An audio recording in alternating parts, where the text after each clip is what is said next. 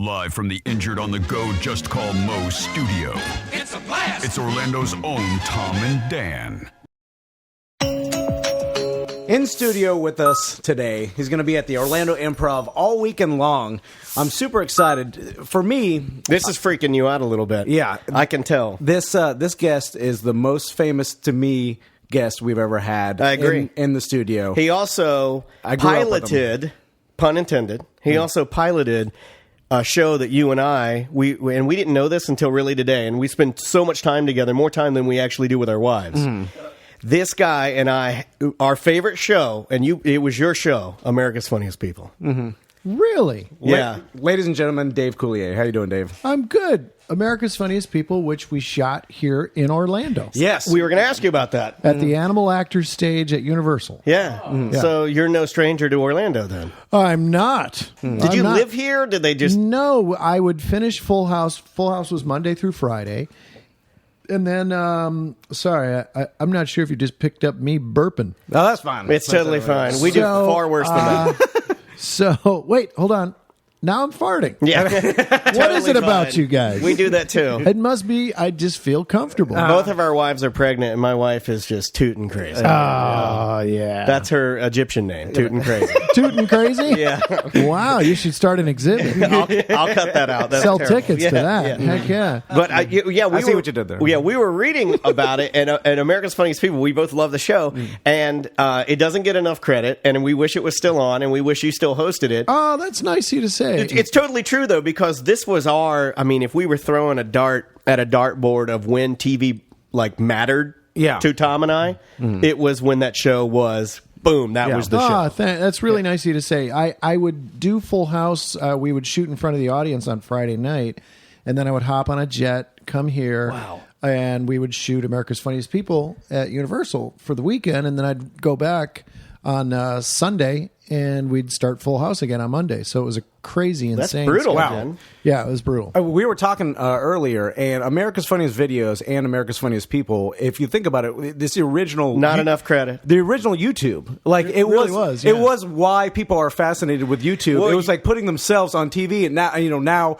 if you look at YouTube videos and what's popular, it's either, epic fails or people falling down, or people doing impressions, doing wacky, goofy stuff. You're obsessed with the kiosk. Yes. Because it was a brilliant way of farming out video, and I remember back in the day, I was like, that's brilliant, whoever thought of that, would just basically put kiosks in malls and then have people hey, go and do something wacky, and then you're getting all this video from there for the show. And I was like, that's a brilliant way for producers to gather video from people. Aside from the traveling element of America's Funniest People, it was the easiest gig I ever had. Really? It was really, really easy, because basically I would show up and Jack Burns was the head writer.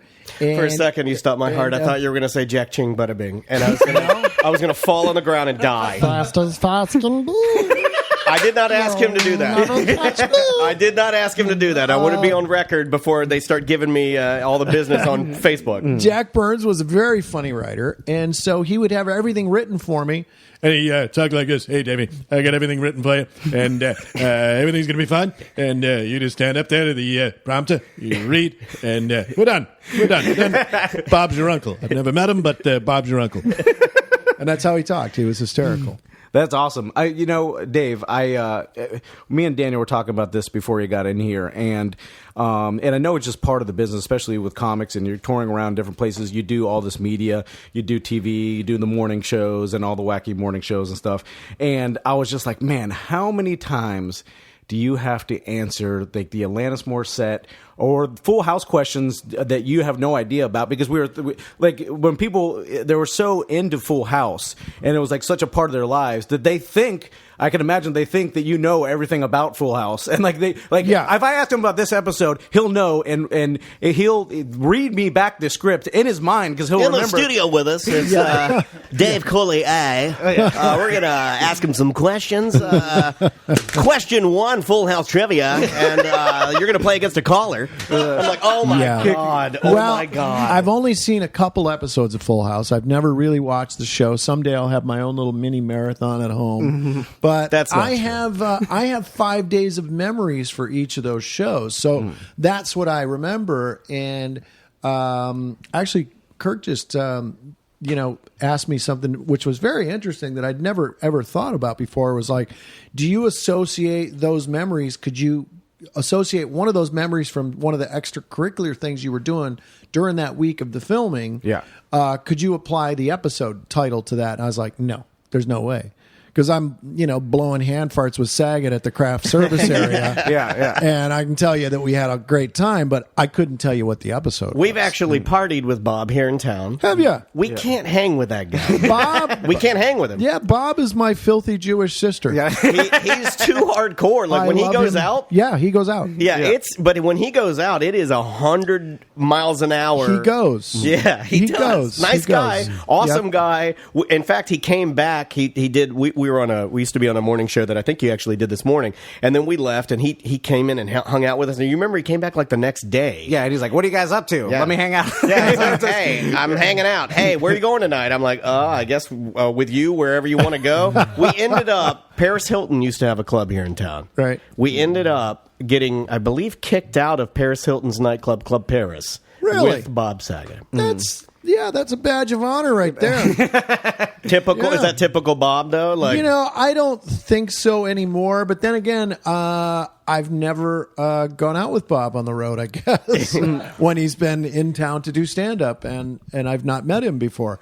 I know Bob. I met Bob when I was 18 years old. I wasn't even out in L.A. yet. He was doing a Comedy Store tour in Detroit, and I was an 18-year-old comic at a new talent night, and he walked in on this Comedy Store tour, and he's like, "Here's my number," and I'm like, "Wow, this L.A. connection thing's easy." So I called Bob, and that was probably about 3 months later. I called him, and he goes, "Oh, well, come on over."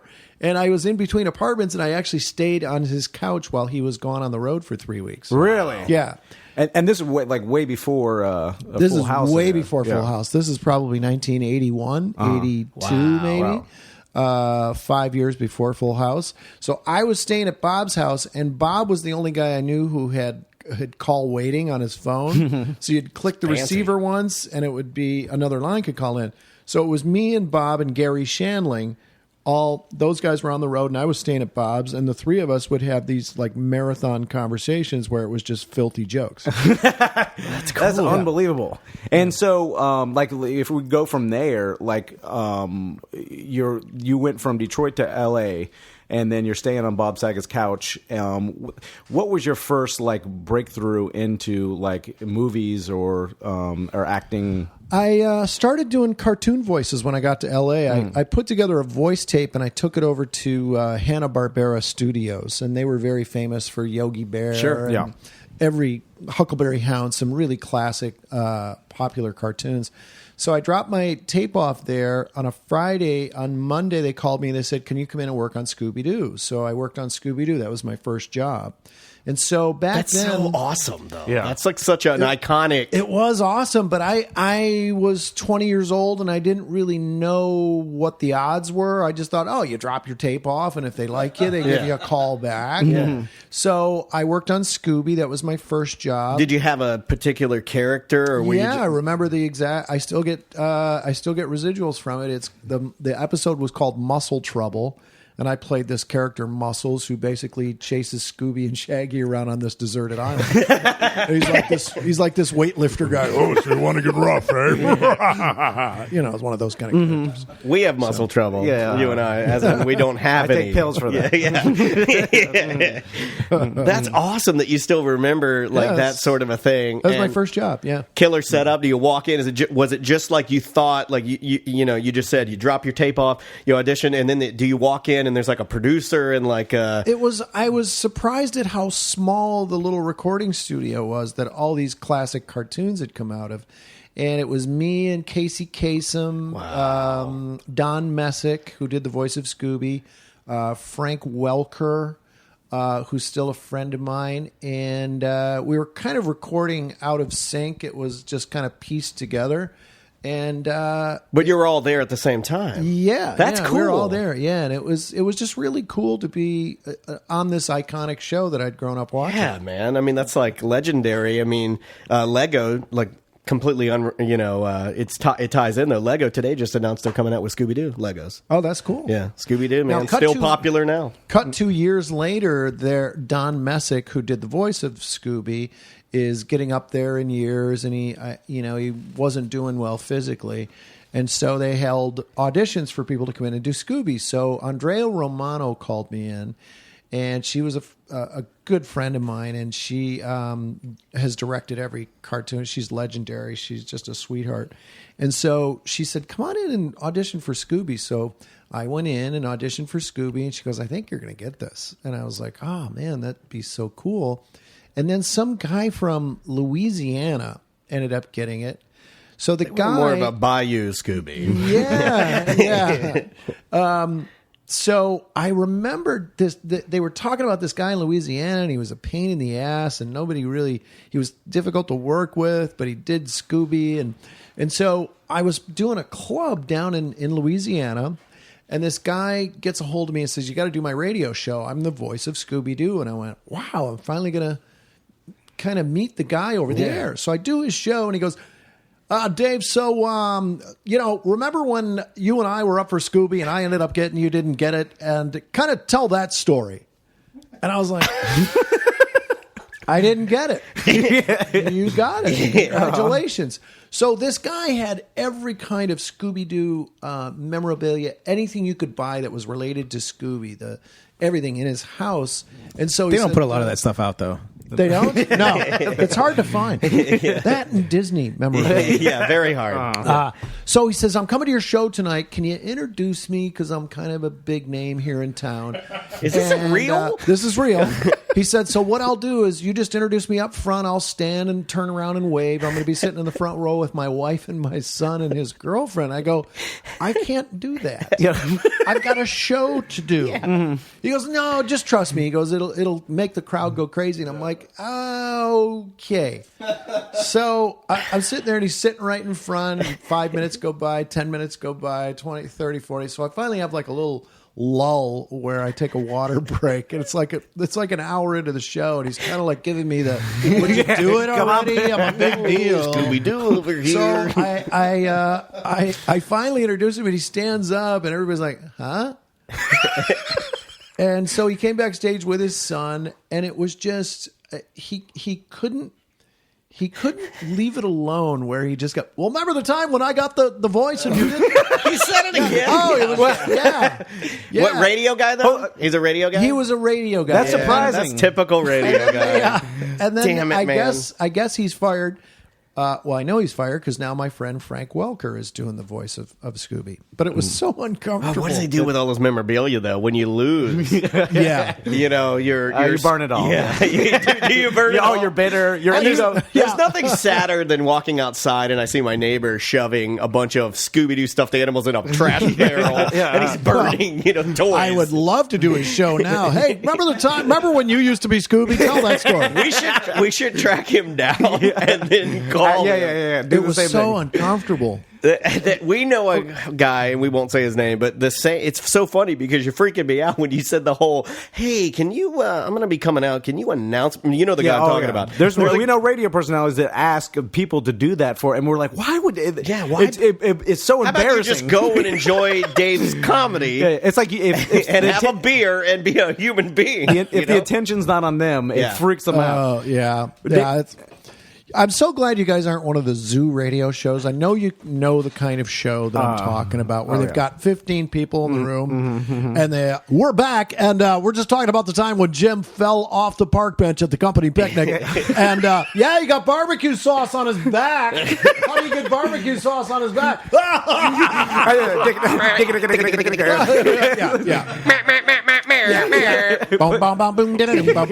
It's just all sound. Hold on one. We got Dave. We got Dave Coulier in here. Just hold on one second. We got to give away $1,000.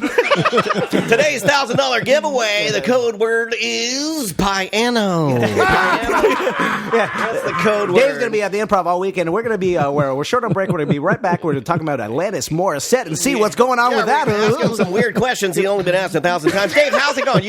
Are you cool? You having a... Yeah, I'm just about ready to tell the story. Thanks so much. We'll be right back. Okay. It's always that. Because they have 12 minutes. Yeah, less than that. By the time they ramp up and ramp down and do their plugs. We came from there. It's the reason why we're in here. But wait, I want to tell the story about when I didn't get Scooby. Can I tell that story? I can't believe that later he's like, backstage he's saying the same thing. That makes me so happy because people like that, when they keep doing it, then I start to enjoy it more. So I just kind of sit there and just let them spin. That's really fun. It was so awkward. It was just so strange. Let's talk about planes. Yeah, I want to talk to you about planes, and I want. We have a lot to talk to you about. But before planes, I want to talk to you about the surreal life because, the surreal life happened at a time where reality shows were exploding, and they were the most popular thing on TV. And I remember watching Surreal Life when you were on it, and I haven't heard you talk too much about the surreal life, but it seems to me maybe he signed something. Just from hearing your interviews and meeting you right now, you seem like such a normal guy, and the surreal life seemed like such a your cast out of place scenario. Yeah, like Flavor Flav and Bridget Nielsen was on the season that you were on, and I can imagine it must have been so insane for you to be in that house. And I just wanted to ask you about that. Well, when I first got approached to do the show, I said, I've not seen this show yet, and it was on the WB network, or I'm pretty sure it was the WB. Yeah, you network. were third season. Yeah, something like that. Yeah. So I said, let me see what this show is about, because if it was mean-spirited, I wasn't really interested in being in one of those, shouting match, stupid shows. Everybody's fighting. So I saw it, and I said, this show, I could do this. And then my manager said, you could, because it's X amount of dollars. Could you go for X amount of dollars? And I went, wow, seriously? And I got to stay there for 14 days, which, by the way, ended up being 13 days too many for me, but imagine. And I didn't know who was going to be in the house, so I got there and it was Flav. Oh, they keep that a secret. They kept it a total secret. Yeah, it's like a big reveal, and I'm like, oh, okay. I thought that was fake. I thought at least the people that knew. I didn't know. I didn't know who I was going to be in there with, and it was insane. And everybody said, boy, it seems so normal. And I'm like, did you see who I was in there with? That's not even a compliment. Well, the promo shot for it made me laugh because it's all these crazies, and then in the back on the right-hand side, it's Dave Coulier. Like in the back, kind of like, I'm going to fire my manager. It looked like they photoshopped your head in the back because there's all these wacky people, and then you on the back right. Everybody that Googles that'll know what I'm talking about. It was crazy. And the producers one day came out of the bushes, and they said, hey, can we talk? Your mic's off, cameras are off. We just need to pull you aside and talk to you. I go, oh, did I do something wrong? They're like, no, not really something wrong, but you keep guessing what we're going to do next. And it's killing us. I go, relatively normal and intelligent. Yeah. I said, oh, okay. Like, well, what did it? Well, you guessed that we were going to go to the hospital and that it was haunted. You can't just lay that out. So I said, oh, so you have to cut all that? Yeah, but we have no segue into setting it up. So we kind of have to reenact that again. I went, oh, sorry. I won't think. I like the idea of them bringing it, like all the house guests come into the living room and there's a giant box, right? And you take the top off of it and they're like, oh, it's a bunch of cowboy hats. And you're like, we're going to a ranch. and the producers are like, damn it! You're predicting what our writers would so typically write. Ranch. I know. It was kind of like that. But they'd be reading this, oh, we got today's paper. And I'm going to go, oh, we're going to a hospital. It's probably haunted. Cut! You got to cut that. Now, let me ask you about the irony of them asking you to cut it out. Is it hurts? It hurts my heart. I know. And when Flavor Flav got cast as Scrappy Doo, that was just insult to injury. Oh, this brings up something really interesting that Tom and I were reading before you got here, and I couldn't believe what I was reading in print. Did Flavor Flav actually punch the Surreal Life puppy, the house dog? He kicked it. He kicked it. Yeah, that was weird. And then that was really weird. Why? I became good friends with Flav while we were there. I found him to be a really intelligent, sweet guy. Yeah. very down to earth, but none of that made the show. When we would get up early and we would make breakfast and we would talk, and then I still hear from him once in a while. He calls me when he's getting his hair done. Yo, Dave, listen, I'm here with Nantes to get my stuff done. Dave, I love you, Dave. I got to talk to you soon, Dave. Kirk out, G. The best thing that any of you, our listeners, will ever hear today is that when Flavor Flav's getting his hair done, he calls Dave Coulier. Yeah. That's the greatest thing you'll ever hear. I don't know why he does it, but he just does. It must remind him. You have a story about Flav. And I've told the story before on the show, but there's a put on there a little bit because like I remember when he called in an interview one time, I answered the phone and he's like, hello, I'm calling in for the interview, and then I'm like, okay, who's this? He's like, it's Flavor Flav. And then straight down. When the host introduced him, he's like, yeah, boy. Like, he goes into it, and I'm like, it's a put on. Like he knows what he's doing. Like he knows exactly. He was what he's so doing. Nice on the phone. He's like, oh, I'm sorry. I got hung up. I'm a little bit late for calling in. I apologize. It's like Paul Rubens calling in for Pee Wee Herman. Yeah, exactly. Yeah. Hey, I'm ready to do the interview. Okay. I know you are, but what am I? Well, speaking of reality shows, I got to ask you what the Skating with the Stars the reality show, that was after Surreal Life, right? Yeah. Yeah, and I know Bruce Jenner was on that, and Nancy Kerrigan was your partner. That would have been who I would have wanted to have. Yeah. She was very cool, and I asked her about the whole getting hit in the shin with the pipe thing. How'd you ask her about that? We just hit it off, and we were funny. And well, there's a lot of time together too, right? Yeah. You spend a lot of time. Yeah, it's an inordinate amount of time practicing and rehearsing. So the first day when I met Nancy, I had my hockey skates on. She goes, well, let's see what you can do. And I skated around, and I had my hockey stick. And she goes, okay, well, you're funny and you're fast. Let's go with that. And so I was like, okay, cool. Let's just be the funny couple. She goes, I'm totally cool with that. She goes, come on, we're on a skating show with, look around us. It's going to be. It's not that serious. No. But the guys who weren't professional skaters were at a real disadvantage because, there's a lot of balance and strength and coordination. And so ice skating is hard. And it's very hard. And for someone who, I've always with the Dancing with Stars or Skating Dancing with Scars is a horrible show. Dancing with Scarface. Say hello to my little tap shoes. But people don't realize how good hockey players are at ice skating. Like you have to be really, really good. Like, and I watch those Red Bull downhill ice skating shows, and a lot of them are hockey players, and because they're really good. I mean, it's insane. If you can fight on ice skates, you're really good at ice skating. You know what I'm saying? So, I was surprised you didn't win the show just because I was like, oh, you're a ringer. It's a different style of skating. The skate blade is different. The boot is different. You on hockey skates, you lean forward. On figure skates, you can't lean forward. You have to lean back because your toe picks are on the front of the skate. So it's a totally different balance, totally different style. And when I was a kid growing up playing hockey in Detroit and playing hockey all through Canada, you'd walk into the rink, you'd see the figure skater guys out there in their tight pants. And I used to make fun of those guys. I will never make fun of those guys again. Really? Because the strength, the dexterity, the physical coordination you have to be that precise and still make it look good and choreographed to something, it's insane. And it's so dangerous because you're basically balancing on a diamond, right? And if you fall, you just smash on really, really super hard cold surface. I would practice with Nancy and I'd have to throw her and she'd go, no, you got to throw me so I can get some lift here. And you got to really use this momentum to throw me. And I would throw her and she would just land in an awkward way and she'd go, let's do it again. That's no insane. Pads. Yeah, tough. Yeah, I mean, just jump and spin, a 720 and land on one foot on ice skates is insane. And I've done both. I've done hockey skates and I guess figure skates and hockey skates all day long. To me, a way easier. And I felt more comfortable because I had bad ankles. So when I was all laced up, I'm like, oh, this is way better. What did Nancy Kerrigan say when you asked her about the whole get hit in the knee thing?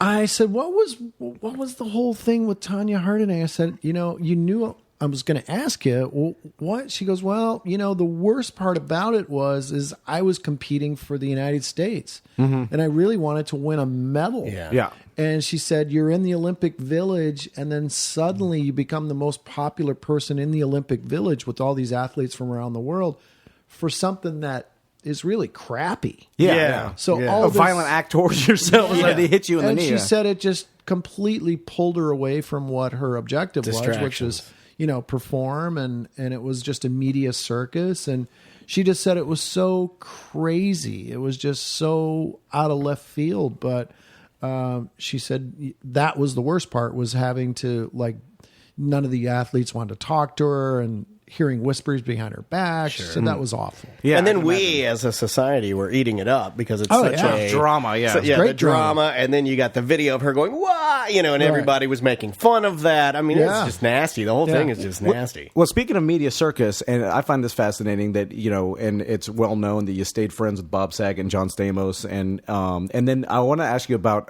Bob Saget's 50th birthday party because that that's got to be an interesting story. But I know, when you go out with those guys, I mean, you're such a pop culture icon, and when three of you Especially together, the three of you together, it's almost as if you could go any bar on any Friday night and make people's dreams come true. You know what I mean? It seems like people with some heads just blow off. Yeah. It seems like when you go out together, and I want to hear the Bob Saget's birthday story, but it's just if me or any of my friends or anybody that I know saw you guys, three of you guys together, it would blow their minds. Just telling your friends and my friends that you're even in our studio today is blowing their minds.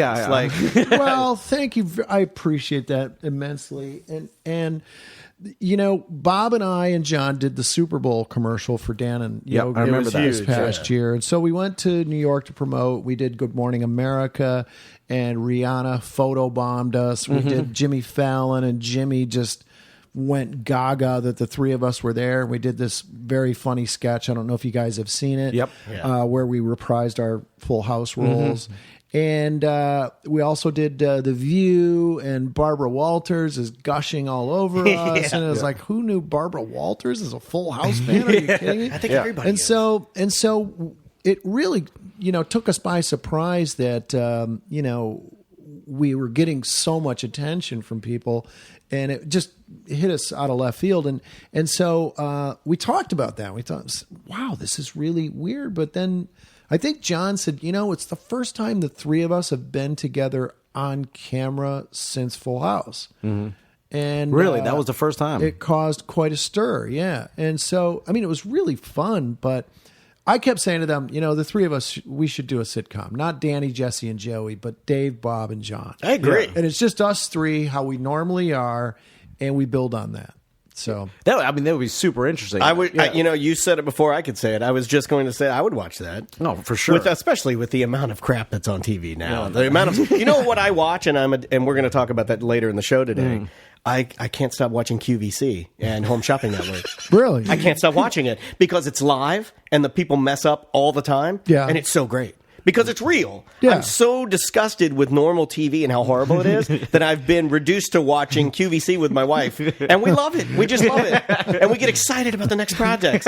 What's coming up next? Oh, it's Clothing Hour with BB. I'm like, oh, so great. They're doing Clark's. And here's the show I watch with my wife, Buying Alaska. Oh, yes. I watch it all the time. Buying Alaska. Great show. And then I'm like, which house are they going to choose? Yeah. I'm like, are they going to take the rustic riverfront or the house with the outhouse way in the back that the wife didn't like? And what I really like is when the wife walks in and the house is like, I'm looking at it and I'm like, that's the best house in Alaska. And she goes, I don't really like that ceiling fan. And I'm like, oh my God, typical. You can change that. Yeah, typical lady. But I'm a pilot and there's an airstrip on our front door. You don't need that. You don't need that. Let's talk about you being a pilot. Yes. 17, you got your license? I was 17 years old. That's amazing. In Detroit, Michigan. That's my fear.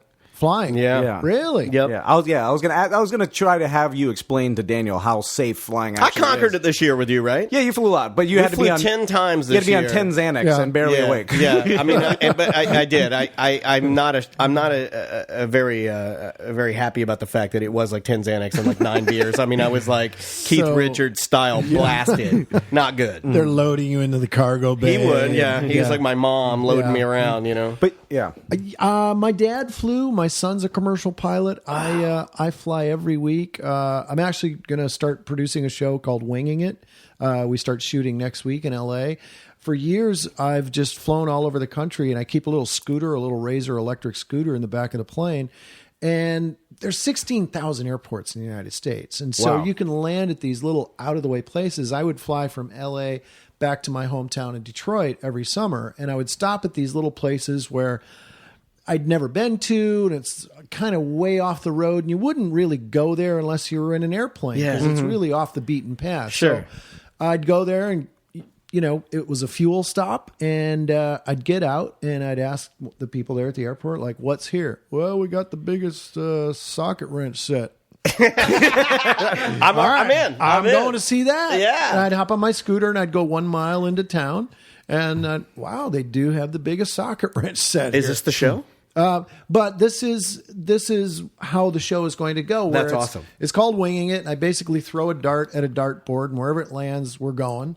And it's me just finding funny, weird. But that's people just and things. freedom. Yeah, that's awesome. Yeah. So, people don't think about traveling around the country like they talk about RVing all the time, but never on like a small plane, and that seems awesome because you can get there a lot faster. You can, and it's an amazing freedom to be able to just hop in an airplane and go somewhere, and I'm a Aircraft Owners and Pilots Association Hat in the Ring Society member, and so it's me and Morgan Freeman and Harrison Ford and some other notables. Sully, the airline captain. Oh, really? Yeah, none of those guys are notable. Wow. so- He's like the biggest stars in the not world. very good. So the AOPA started this Hat in the Ring Society, and basically we go around and we talk about the positive attributes of aviation, about how safe it is. Yeah. It is. You're much safer in an airplane than you are in a car. Or an RV. It's like if you want to be safe in your airplane, just don't drive to the airport. Yeah. That's the old saying. But it's highly regulated. There are a lot of rules. There are a lot of safety precautions that you take when you're flying. You don't in a car. And so all of last year, I think there were probably 600 aviation related deaths.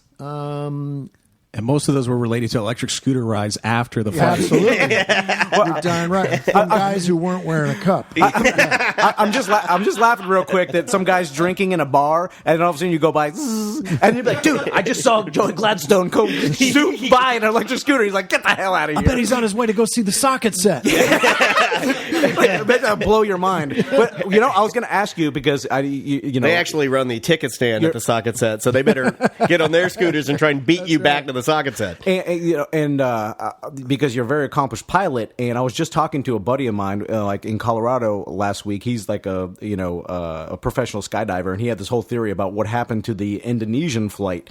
Yeah, and, Malaysia Airlines. What is it? 370. And do you have an opinion? What do you think happened to that? Like how? I honestly don't know. I don't think they have enough information yet to make a really intelligent guess about it. I mean, there's 1,000 things that could happen. It could be weather related. It could be it could be mechanical. It could be pilot error. It could be someone blew it up. It could be so many different variables in so many different situations. What's really odd is that they haven't found it. Yeah. That's odd because regardless of what happened, you can still find an airplane that size. I mean, there's you're tracking it the entire time. They have black boxes, and so I don't know. It's one of those great mysteries. I know, like, what kind of a plane do you have? I know, like, and you were talking about celebrities that fly. And John Travolta, like, he had It a used place to be right up the road from where I live. in Ocala, and I had like an Let's show you a picture. an airstrip. Oh, this is cool. show you a picture. A picture of Joey just showed somebody Gladstone's else. airplane. Here you go. That's me. That's awesome. That's my little man cave at Whiteman Airport out in L.A. Oh, what kind of plane is that? That's a Beechcraft Bonanza. It's got a V tail, which is it sounds like a very party distinctive. plane. I fly the Beechcraft Bonanza sounds really cool. That's a very famous airplane. It's very high performance, very fast. It's a true luxury airplane.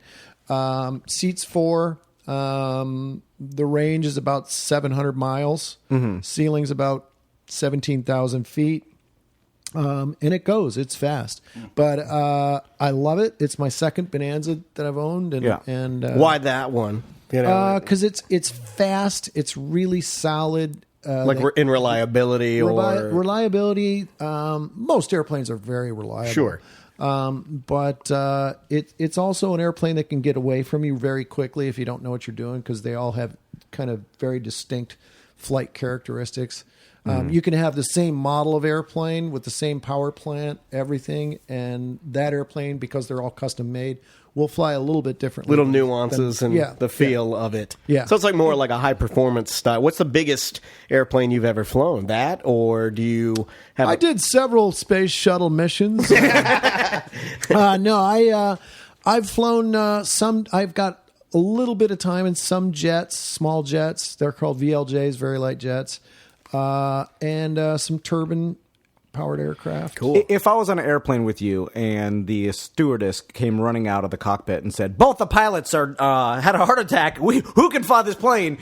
Could you get up and land like a 747? I would say, is there anybody else because can possibly fly this plane? Because that's my gonna dream. Ruin my story of Dave Coulier landing and saving all 100 passengers. Dave Coulier got up at first class, cool as can be, and then walked in there and cool landed. as cool can be. You'll never crash me. I see what you did there. Yeah, I like it, man. It's, flying a single engine aircraft and flying a jet is completely different worlds. Yeah. Mm-hmm. The flight characteristics, basically you push forward and the plane goes down, you pull back and it goes up. You bank right, you bank left, but the systems are extremely complex. The handling characteristics, a jet engine is much different than flying a prop airplane. Yeah. It's just it's a whole different world. Gotcha. Well, I got to ask you, because I asked you earlier, but about Bob Saget's 50th birthday. So I feel like it's a great place to end. yeah. Because I know, like, he's got a bit about it and stuff, but I just want to know, like, how, and I can imagine, like, people that saw you around, I believe it was in Vegas, right? Yeah. Yeah, people that saw you around Vegas must have been freaking out, but... we had a good time, and John was already in Vegas, so... We basically kidnapped Bob, and we picked him up in a limo, and one of the guys had Stamos's, and this is the story Bob tells. One of the guys had Stamos's 8x10. So when they went in to get, I go, you guys go in and get Bob, and I'm going to be waiting out here. So, of course, I geared down and took off all my clothes, and being the creative artiste that I am... I punched a little hole in John's 8x10 where his mouth is. And how do I say this? I put my wiener through the hole. Okay. So that when Bob came in, I was totally naked with John's mouth with my wiener coming out of his mouth. And so it made Bob laugh extremely hard. I'm sure. Now, I would never be telling this story. It's not a story that I tell publicly, but Bob went on Conan and told the story. I said, Bob, that's one of those moments where a bunch of guys, it's for your birthday. That's not that's like bro a public code stuff. Yeah, you don't tell that story. So now I tell it because Bob, I'm like, well, the world knows now. So what's the difference? So then when we got to Vegas, we gave John his 8x10 and he stuck his tongue through the hole. And then Bob went, wait a minute, you didn't just do that. And he goes, why? He goes, look. And he had a picture of me. And John started spitting and like he was throwing up. And, yeah. That's hilarious. And real quick, I got to ask you about hockey because you're an avid hockey player. And like you play on the celebrity team, right? Like there's not really a celebrity team anymore. We did that in the 80s and 90s, but we had a great squad. You know, Michael J. Fox and Matthew Perry, Richard Dean Anderson, Alan Thicke, Alex Trebek. There were a lot of guys who. Trebek plays hockey? Yes, Trebek. I'd like the rapist. Yeah. Do you think that they're like eventually going to? Because I know the fighting in hockey, like it's always been a controversy and go back and like. Do you think they'll eventually try to phase that out, or there's no way to get the fighting out? I don't think the league is going to be the one who strong arms the players and says we need to get this out of the game. I think it's just naturally evolving itself out of the game because what you have is a lot more European skilled players. Yeah. A lot of the game has changed now to where there's really not that fighting component anymore. Yes. But if a guy does go after your star player, if a guy goes after Henrik Zetterberg or Pavel Datsyuk in Detroit and cross checks him in the back in front of the net, there's going to be another guy hopping on the ice to go try and throttle that guy. Oh yeah, for sure. So that element is still there. It's very kind of intrinsic to hockey. You don't really see it much in other sports. I'd love to see full contact golf. Yeah, Tiger Woods could kick a lot of golfers' ass. buff.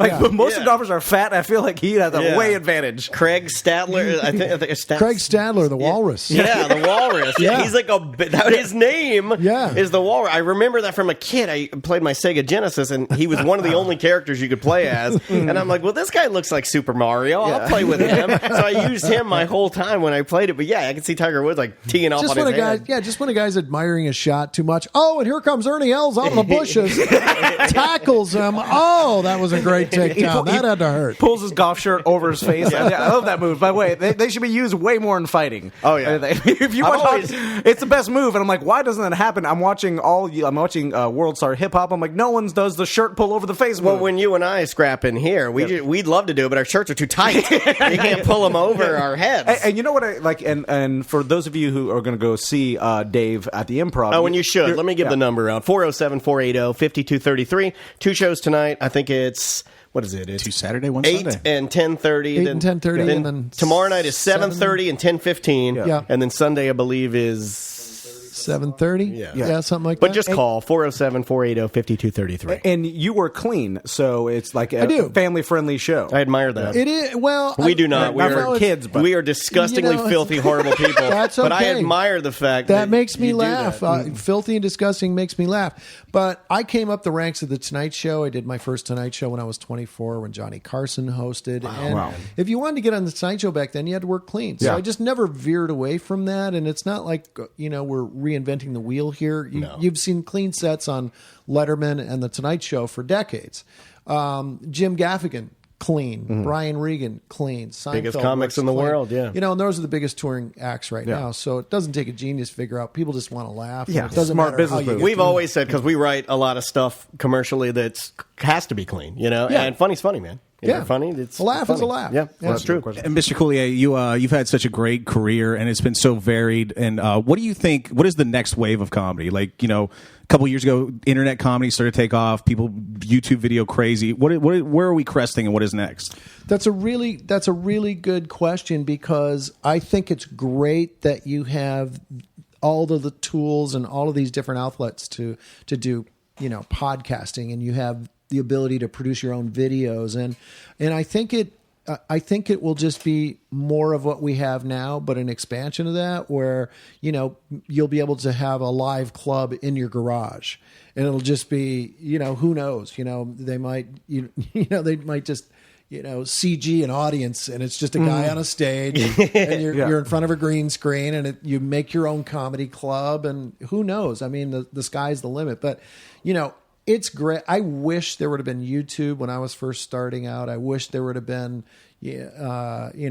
Adobe Premiere and Final Cut and all these great tools, because I would have been doing little funny movies, and I would have been recording things. And my good buddy Mark Sandrowski, who I've known since we were 8 years old, directs the Big Bang Theory television series now.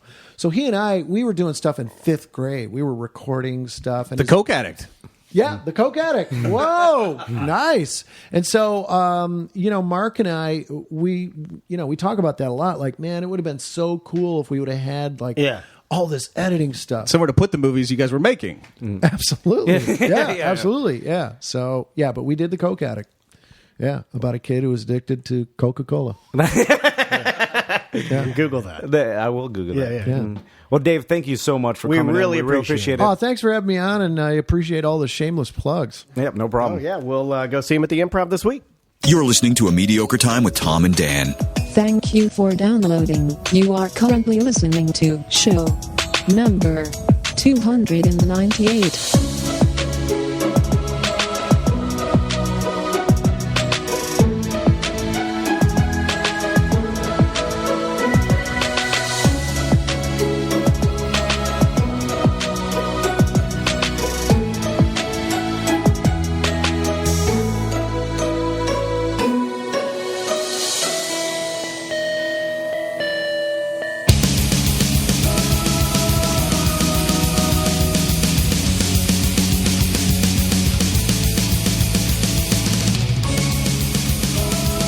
Cut it out.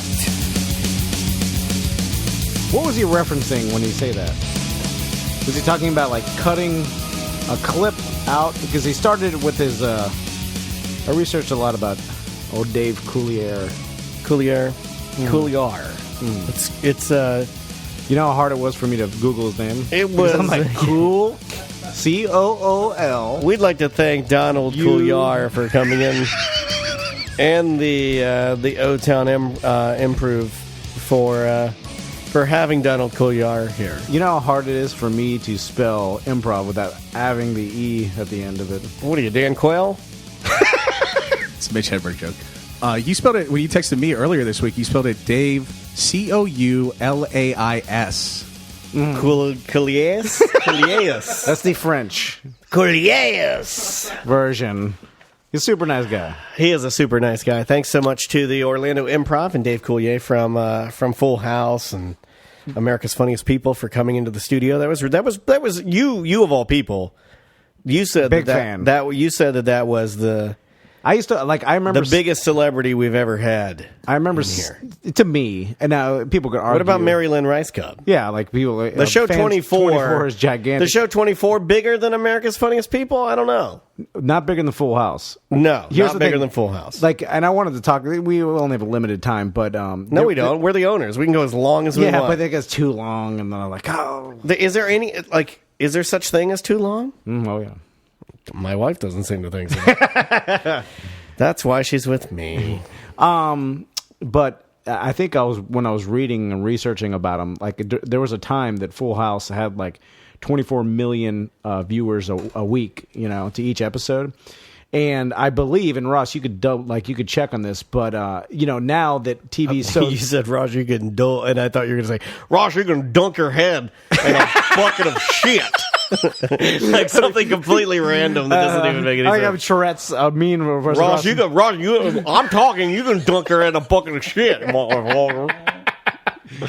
But because TV's so segmented now, and there's so much variety, It's segregated. The black shows are on some channels, and the white WB. shows are on other channels. But there's so much. They've been busing white actors to black studios. Yeah. Lately. There's so much variety that no show gets that much of a share anymore. Like 24 million. Like, what's the most popular show right now? Like, let's say Walking Dead, right? See how many people, how many viewers of The Walking Dead there are each week. I hope I'm proven the wrong. fucking Walking Dead is it's losing me. I don't like. This is the problem. There's too much of a fucking wait time between the end of one middle of the season or whatever. Like it ended, I believe, in November. Well, you are too long. Well, you are a product of binge watching television programs. Yes. I contend, my theory would be that Breaking Bad spoiled any other show for you because you got into Breaking Bad when the 4th season, I believe, started. So you went 1, 2, 3, 4 in like 2 weekends with your wife because she was pregnant, right? No, it was when Right before. It was when I had my shoulder surgery. It was your shoulder I was surgery. on pain pills crazy. Oh. And every once in a while I'd have to go like grunt a hard as a rock duke out because it made me so I constipated. like those. No wiping. on No, those. I it like those. tears your butthole. Nah, not mine. This Mine's website- big. They say Walking Dead is number one among zombies, male zombies, 30 to 35. So Ross, I didn't ask you that. Ross, how you many were chock full of dad jokes today. How many viewers? What's going on, man? Per Are you week? wearing briefs? You're wearing briefs today, aren't you? I can feel it. it has like 75,000 seasons. Let's see, the season finale, March 31st, 2014. 75,000. I think it's been on for 6 seasons. 5 seasons? March 31st, 2014, the finale got 15.7, and then October 17th, 2014, the premiere got 22 million. Okay. So they're up there in the 20s sometimes. So, but 22 million, and we're talking about a Full House having an average of 25 million viewers each week, and that's why everybody knew who like these characters were, because there wasn't that much variety back then. You're talking about the early 90s. It's an like easy- why MASH was the most watched fucking TV show of all time. There's It's nothing an else on. easy show to watch. Who was Candace? What was her name? Candace, the older sister. Yeah, the middle one got a drug problem in the meth. Jody something. Uh-huh. And then the She got all Olsens- methed out and shit. Yeah, but the Olsens oldest are the richest of all. Yeah, but the oldest, Candace Bergen? No. Yeah, I think it is Candace Bergen. Anyway, Ross, we know look what up you're the talking about. Candace Cameron. Candace Cameron. Candace Bergen was Murphy Brown. Okay, yeah. God, we're fucking bad. And what was the name of her boyfriend? Was it Steve? I don't know. You know what I'm Scott talking- Wagner? Was his name Steve? I think his real name was Steve Hale, yes. Yeah, see? I knew the actor's real name. No, his name on the show was Steve. Okay. Yeah. What made you think of that? Just because you were talking about how we remember all those characters, and like my point is, I remember fucking Steve. Yeah. And what was the one? Gibbler. Yeah. Yeah, Kimmy Gibbler. Kimmy Gibbler, Bob Saget has a funny joke about Kimmy Gibbler on stage, in which he's like, I fuck Kimmy Gibbler, and everybody goes, oh, he's like, no, I'm just joking, I didn't fuck her, but I did finger her butthole. It makes me laugh. You've told it to me like 3 times. I laugh every time. It's about the deeper love of the family. Yeah, it's funny how Bob Saget is like Filthy. but even not he's just really blue. Oh, I then like it. Dave Coulier is as Clean. like super clean. As clean as they come. Nice guy though, and thanks again to Dave and to Krista and everybody there at the Improv and our buddy that Kirk Kirk Bonacci. Kirk. Thanks so much for Kirk takes it out of his day to drive these guys over to our studio. It's really cool. Euro Disney superstar Kirk Bonacci. Yeah, did you know that? Did you know Kirk was Yes, on a you told me. Disney Yeah, show? we got to get him on the show. Yeah, we should just have that guy in one day. Ross, write that down. I wonder if he Have that took guy in. advantage of it and like Bang some hot I know Kirk, and he did. chicks. And he's a good-looking dude, too. I don't know, but who's watching the Disney? He's banging underage. In Europe, it's different Different culture culture. there. Yeah, it's different culture. Everything goes, right? Yeah, it's like you can marry anybody there. And Dave Coulier, he brought up his friend that he used to make movies with. That's who he stole the "cut it out" phrase from. Yes, yeah. He stole that from his friend? Correct, because his friend would say that all the time, but he was on like a director type track. He was never going to be a performer. So Dave was like, "Yeah, I'm going to be on stage. I'm going to steal that, use it on stage." That phrase is so iconic. It has to be used somewhere with a performer, not somebody behind the scenes. Correct. So I'm going to do that. That's where you stole your Drunky the Bear. Oh yeah, from your stepdad, right? I know. Oh yeah, and then you do Little John. You do that. Oh, was it? I just add the. You know how O I to slipped? it. You see, I slipped in a Drunky the Bear joke every That's day. fine. I'm proud of it. I'm going to do it every Made day. lots of money. Jumped through a gravedigger. Hey, you know what I'm going to try to do? I'm going to try to Hundreds find of thousands. I'm going to try to find my video of me wrestling the midget and put it on our website. Oh, really? Yeah, I had a dream about that. Did you have a dream? Yeah, I had a dream. I was like, "What's the most embarrassing thing I could put on the website?" That video. It'd be awesome. So Is that the most embarrassing thing, though? Well, I mean, there's things I've done in my personal life that are pretty Yeah, embarrassing yeah. that, that I would, not have. I'd be very glad that if we don't have any video of that. Remember the time that it was right when you quit? You got so blacked out drunk, you got nude in front of my wife, and then you stood on the front of the stairs as a way to shock your wife. But you were standing there totally nude in front of my wife as well. Then you fell down and then fell asleep nude. And then we put a towel over you, I believe. I remember that. We put it over your head. That like you were dead. Not your genitals. I completely remember that. I remember every minute. Okay. I savor. I savor every minute of that. That is, that will rank only behind my child learning to walk. Okay. As a memory of something that I. You know what? Your child's first steps, and I'll ask you, Ross, because my son's building towards that as we go. Is he cruising, pulling up on the coffee table? Yeah, he's doing all that shit. He still can't crawl though. He's really. A lot of kids skip that step. It's not even a big deal. And but Not from what I've read. there's so many like like he's holding my two fingers and he does that thing where he's like walking kind of like you like a paralyzed person would learn how to walk again. He's like ugh, ugh, like he's struggling, and then so I'm like, well, this is a lot of basic walking. Like now I can get the visual of my son walking. So what I feel like when he first walks, like there's going to be a lot of like little like it's such a long-term I don't build up. understand what you're saying. It's not that impressive. That's what I'm saying. Oh. I'm not going to be that excited. Be like, oh, look at his first step. Well, he's already stepped. Like he could do it with one finger now, and that's pretty goddamn close. Well, traditionally, I think in American culture, at least in like entertainment culture, the dad is always so busy that he misses the first steps. Yes, yeah. So the mother is always like, he wasn't even there for Jonathan's first steps, and is mad. I know that. So it's more important to the mother the first steps, it seems like, than you or even to the baby, because the baby doesn't know what the fuck. But I actually, in my life, I'm with the baby more than my wife is. Like, I'm with the baby. Are you the favorite? All in the morning, yeah. You are? He could, like, some days my wife gets home, and then my wife picks up the baby, and he cries.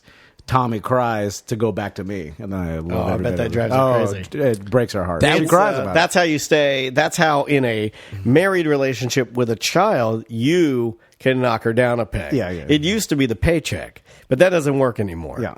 Especially since you and I are really scraping it bottom of the barrel job here. But you Forgot we had to pay taxes. But I'm with you. Oh, we got butt fucked. The IRS that's a just thing? Fucked us so hard. Didn't know that was a thing. Hey, I'm with you 100%. And you have to teach me, man, because I got a baby on the way. You have to teach me. I want to be the favorite. Uh-huh. Now, see, that will eventually reverse. Whereas, like, once they start to be You don't more know, aware, well, I kind of do. Because Ross is a stay-at-home dad. No, but Ross His is wife works. always the favorite, though. No, because they spend so much time with me now that they could not give less of a shit to spend more time with me. But when my wife comes home, it's like, mama, and they're all over right. her because they never see her. And also, in there, like a mama's boy type of thing, where the boys tend to like their moms more, and girls like their dads. I kind of feel like they hate us both equally. Okay. Well, I think I'm having a girl. Yeah. Didn't they tell you No, not yet. But they said Nothing. We're pretty sure. Nothing definitive. I bet you, if I was a gambling man, I'd put it all on girl. 'Cause Yeah. they're pretty damn good at it. Yeah, they know what the fuck they're doing. Although I talked to someone the other day, and I forgot who it was. My god sister, but with both of hers, they said girl, and it was both boys. Yeah, I talked to someone, and they went to the sonogram, found out the gender, and then when it was fucking born, it was a different one. Well, I don't know if it was boy or girl. You got a bunch of fucking pink elephants everywhere. Yeah. And you got to take all that shit back. But just look at the odds. We got boy. And eventually, it's going to come up girl. You know? That's what they say in roulette too, and that's the fool's bet. When someone goes up to the roulette table and sees 100 blacks, they're like, chances are it's going to be red, black again. Right. Because Well, what it's if I fucking- did? No. You guys are missing the 00. Hermaphrodite. That's the 00. And the roulette wheel has what? I hit the 00. It's got a puss and a dick. It comes out, and it's China. I grab it by its legs and beat its head against the wall until it stops No, breathing. you just hold it over a cliff, and then you look at his dick through the moonlight, and then you toss it over. How many? 300's out. How many? Well, then it goes to fight for the wrong people. Yeah. How many squares are there on a roulette wheel versus two, maybe three Squares? sexes your kid could be? No, well, that's why there's black, red, and then there's a saw 00 green. We also just saw a nerd describe a roulette wheel. How many squares are on a roulette wheel? Is it Ross, much like a When chessboard? we go on the fucking cruise, I'm telling you, I'm going to get you to take your $100 cruise credit, and we're going to fucking put it on black. Do they have paper, rock, scissors? I'll play that. God damn it. Settlers of Catan. Would dude. anyone like to play Settlers of Catan? Oh, dude, I'll put my oldest up against any of you motherfuckers. I've never played it. I've had a bunch of hipsters ask me to play it, but I've declined because I'd rather play video games way better. My my wife's not going on the cruise because she's pregnant. Neither is Daniel's, Yeah. and she was worried about me going by myself. So is my wife. Like- She keeps bringing it up, and she does this thing where she'll hold my hand and go, "Just tell me you're not going to get too drunk." Does your wife do that? Oh yeah, But does she hold your hand? She's worried about me falling overboard. She's got this fear. She's like, I need you to go with someone, and then so now. And here's the thing. Now my buddy Porno Joe and Fernando the Rapist are going. That's even worse. He told me, he's like, don't fucking call me that. I hope it says that on his sail and sign card from Royal Caribbean, this key card that he charges drinks. It says, The guy's like, yeah, I'd like one of the yellow bird, the drink of the day. Do I put it under Fernando de Reyes? Real quick. Welcome to A Mediocre Time with Tom and Dan. No, Tom. Ross is over there. And, welcome to show number 298 of A Mediocre Time. Now that two friends and the Grizz might be going, I'm actually worried for my own safety. Joe, Meaty Joker, was coming. Mm-hmm. And he's not going now. Oh, really? But I told him, because he was going to bring his wife and everything, but our wives aren't going, so, she doesn't want to hang out. I'm like, look, why don't you go with me and stay in my room, right? Yeah. Joe can stay in my room. Yeah. I offered it to him. Haven't heard back from him. Yeah, didn't want to do it. Yeah, I think he's cut ties with the show. He has. All right, check your apps. Just a dick. My phone just melted in my hand. He could do that. Yeah, he could do that. So Lagunitas came by and dropped off a shit ton of beer. Like 9 cases of beer. Of daytime. But then also he brought by some Lagunitas Sucks, which is one of my favorites. It only comes in a quart size. So on Monday, I had a long day. My grandfather had to go visit in the hospital. He failed, his whole thing. There's some procedures and things. I'll tell the story on the BDM next week. But so anyway, I was there since like 5:30 in the morning. So after that day, I was like, I'm taking home 2 Lagunitas Sucks.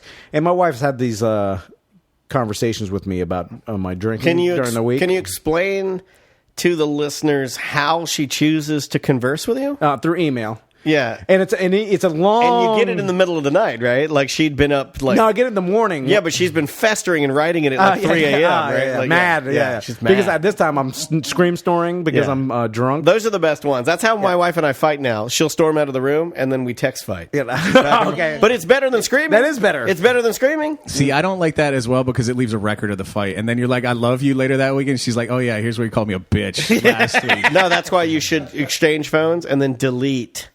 I usually wait until she's asleep and then sneak delete. That's a good one. My wife has a passcode on her phone. Oh, you don't know it? I do know it. It's Chris Kirkpatrick 71. All right, I didn't even know that was a thing. Mm-hmm. Okay. So I took home 2 quarts of Lagunitas Sucks, and it's like 8.5% or whatever it is. So, or as you call it, 1 serving. Yeah. So I decided, and this is where I went wrong. Now we've been getting home late, so I've been telling the nanny, like, go ahead and eat your, eat your gruel and whip your own back. And you eat your gruel and cat of nine tails your own tits. No, until I get home. No, I just say, and then I'll take over. No, I say just go ahead and eat, and then we'll clean up everything. Blah blah blah. Because it got too late. So you've switched roles. She's sleeping in the master bedroom. You're the nannies now. So I was like, we'll serve ourselves dinner, all this stuff. So we'll serve ourselves dinner and wipe our own mouths, Nanny. We'll take it from here. This is turned out sounding horrible. So I drink 1 Lagunitas Sucks. And by the way, they're quarts. While I feed my baby. It's my favorite thing to do. They're tall brown quarts, and you can actually, they're perfectly made for chilling and just taking it out, popping the top, and just drinking it right out of the quart. Don't even pour it in a glass. I like pouring in a glass because I'm not an animal. I don't. But, I enjoy Joe, we were talking about it a minute ago, we just like drinking the big beers out of a big bottle. So my new favorite thing is on an empty stomach. This is what people waste beer on a full stomach. You don't even get drunk. On an empty stomach, it fucking hits you good. And my favorite... That's the way I drink. My favorite thing is to feed my baby while I drink. And then so I'm like, 1 sip for me, 1 sip spoon for baby. I love it. I get a lot of good things to pick up from you being a dad. And then it's way more fun. So then after I drank the first quart, I usually then will switch to like a couple wines to just top myself off and then go to bed.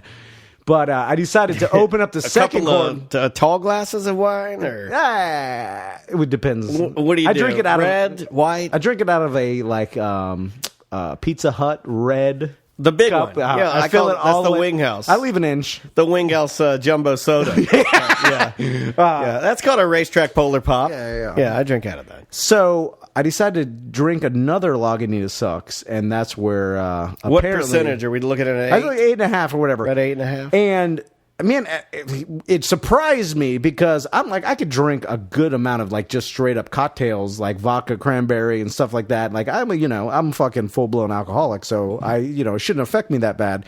So after I finished the second one, I'm sitting there, and this is you get me a couple of Red Bull and vodkas, and I'm a dancing machine. And here's the thing, and this is where my fucking mistake is, because I'm sitting there watching TV. My wife's fine. I think we're watching reruns of Modern Family or some shit. We do that too. And then, do you guys find yourself watching the reruns of Modern Family and looking at the oldest daughter in an unsavory way?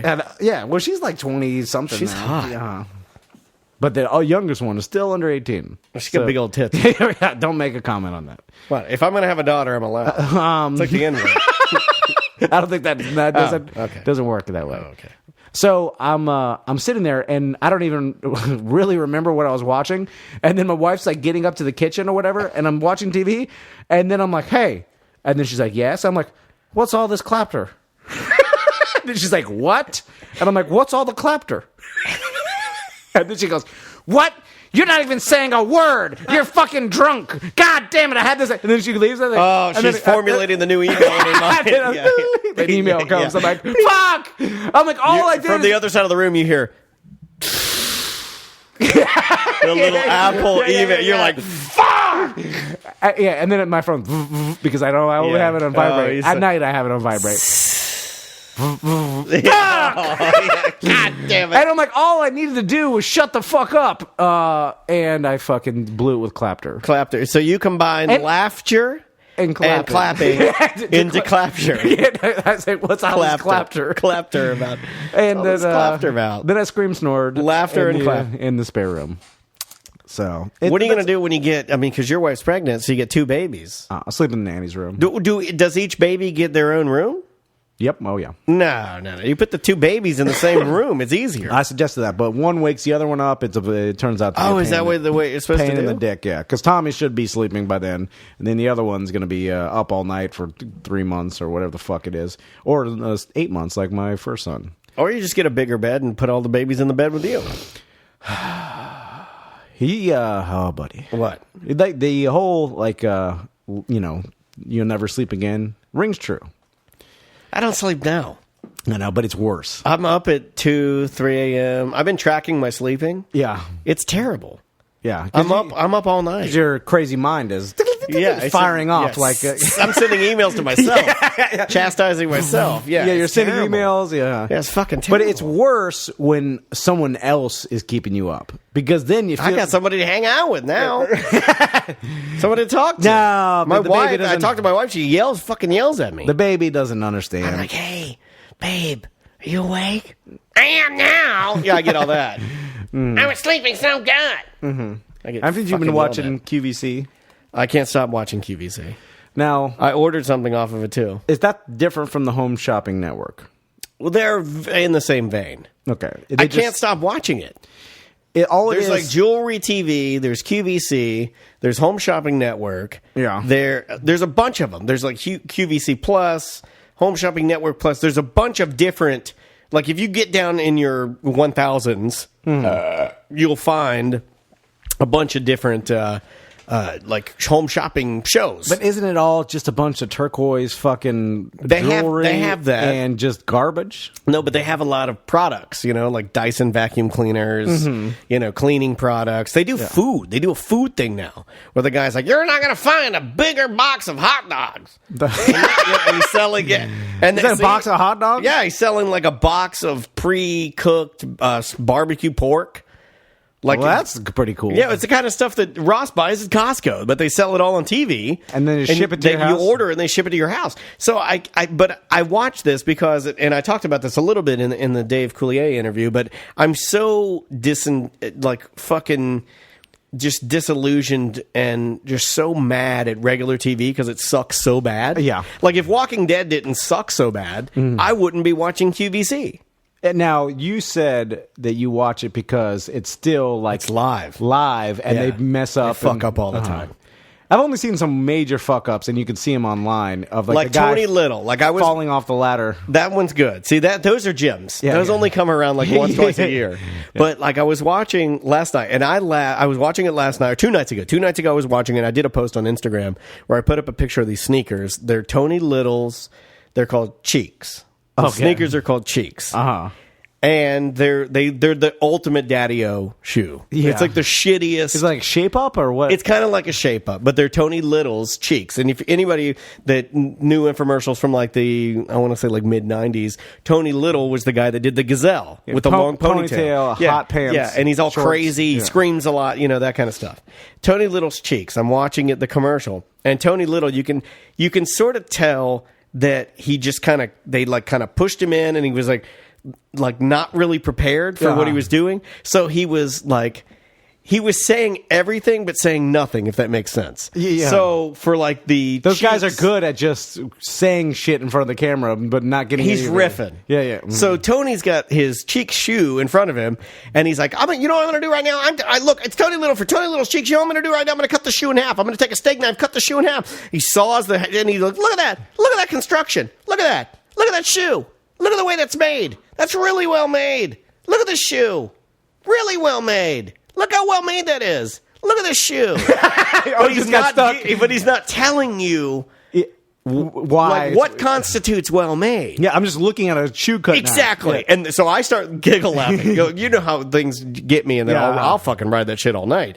So I start laughing. Then he proceeds to do the best thing I've ever seen. He's going through, he's like, these laces, these are top-notch laces. Look at the sole. Feel it. Feel the grip on that. Feel the grip on that sole. You get, for when you buy Tony Little's cheeks, you get the laces, the shoes. Look at this cardboard box. He said that. I fell off the bed. I fall off the fucking bed. I'm like, I may have tooted on a whistle. Yeah. I fell off the bed. I'm cry laughing because now one of the selling points of Tony Little's cheek sneakers is the fact that it comes in a premium cardboard box. What the fuck is that? He was just going brain to mouth. Yeah, he was just spitting. Yeah. He's like the epitome of that is Tony Little riffing on QVC is to inner city Detroit rapper doing a freestyle. Same shit. Yeah. Some of it's just not nonsense. as cool. You get impressed every once in a while when they rhyme something, but most of it is like just nonsense. You're not even saying anything. It was fucking it's I'm telling you, for those of you that maybe stay up late,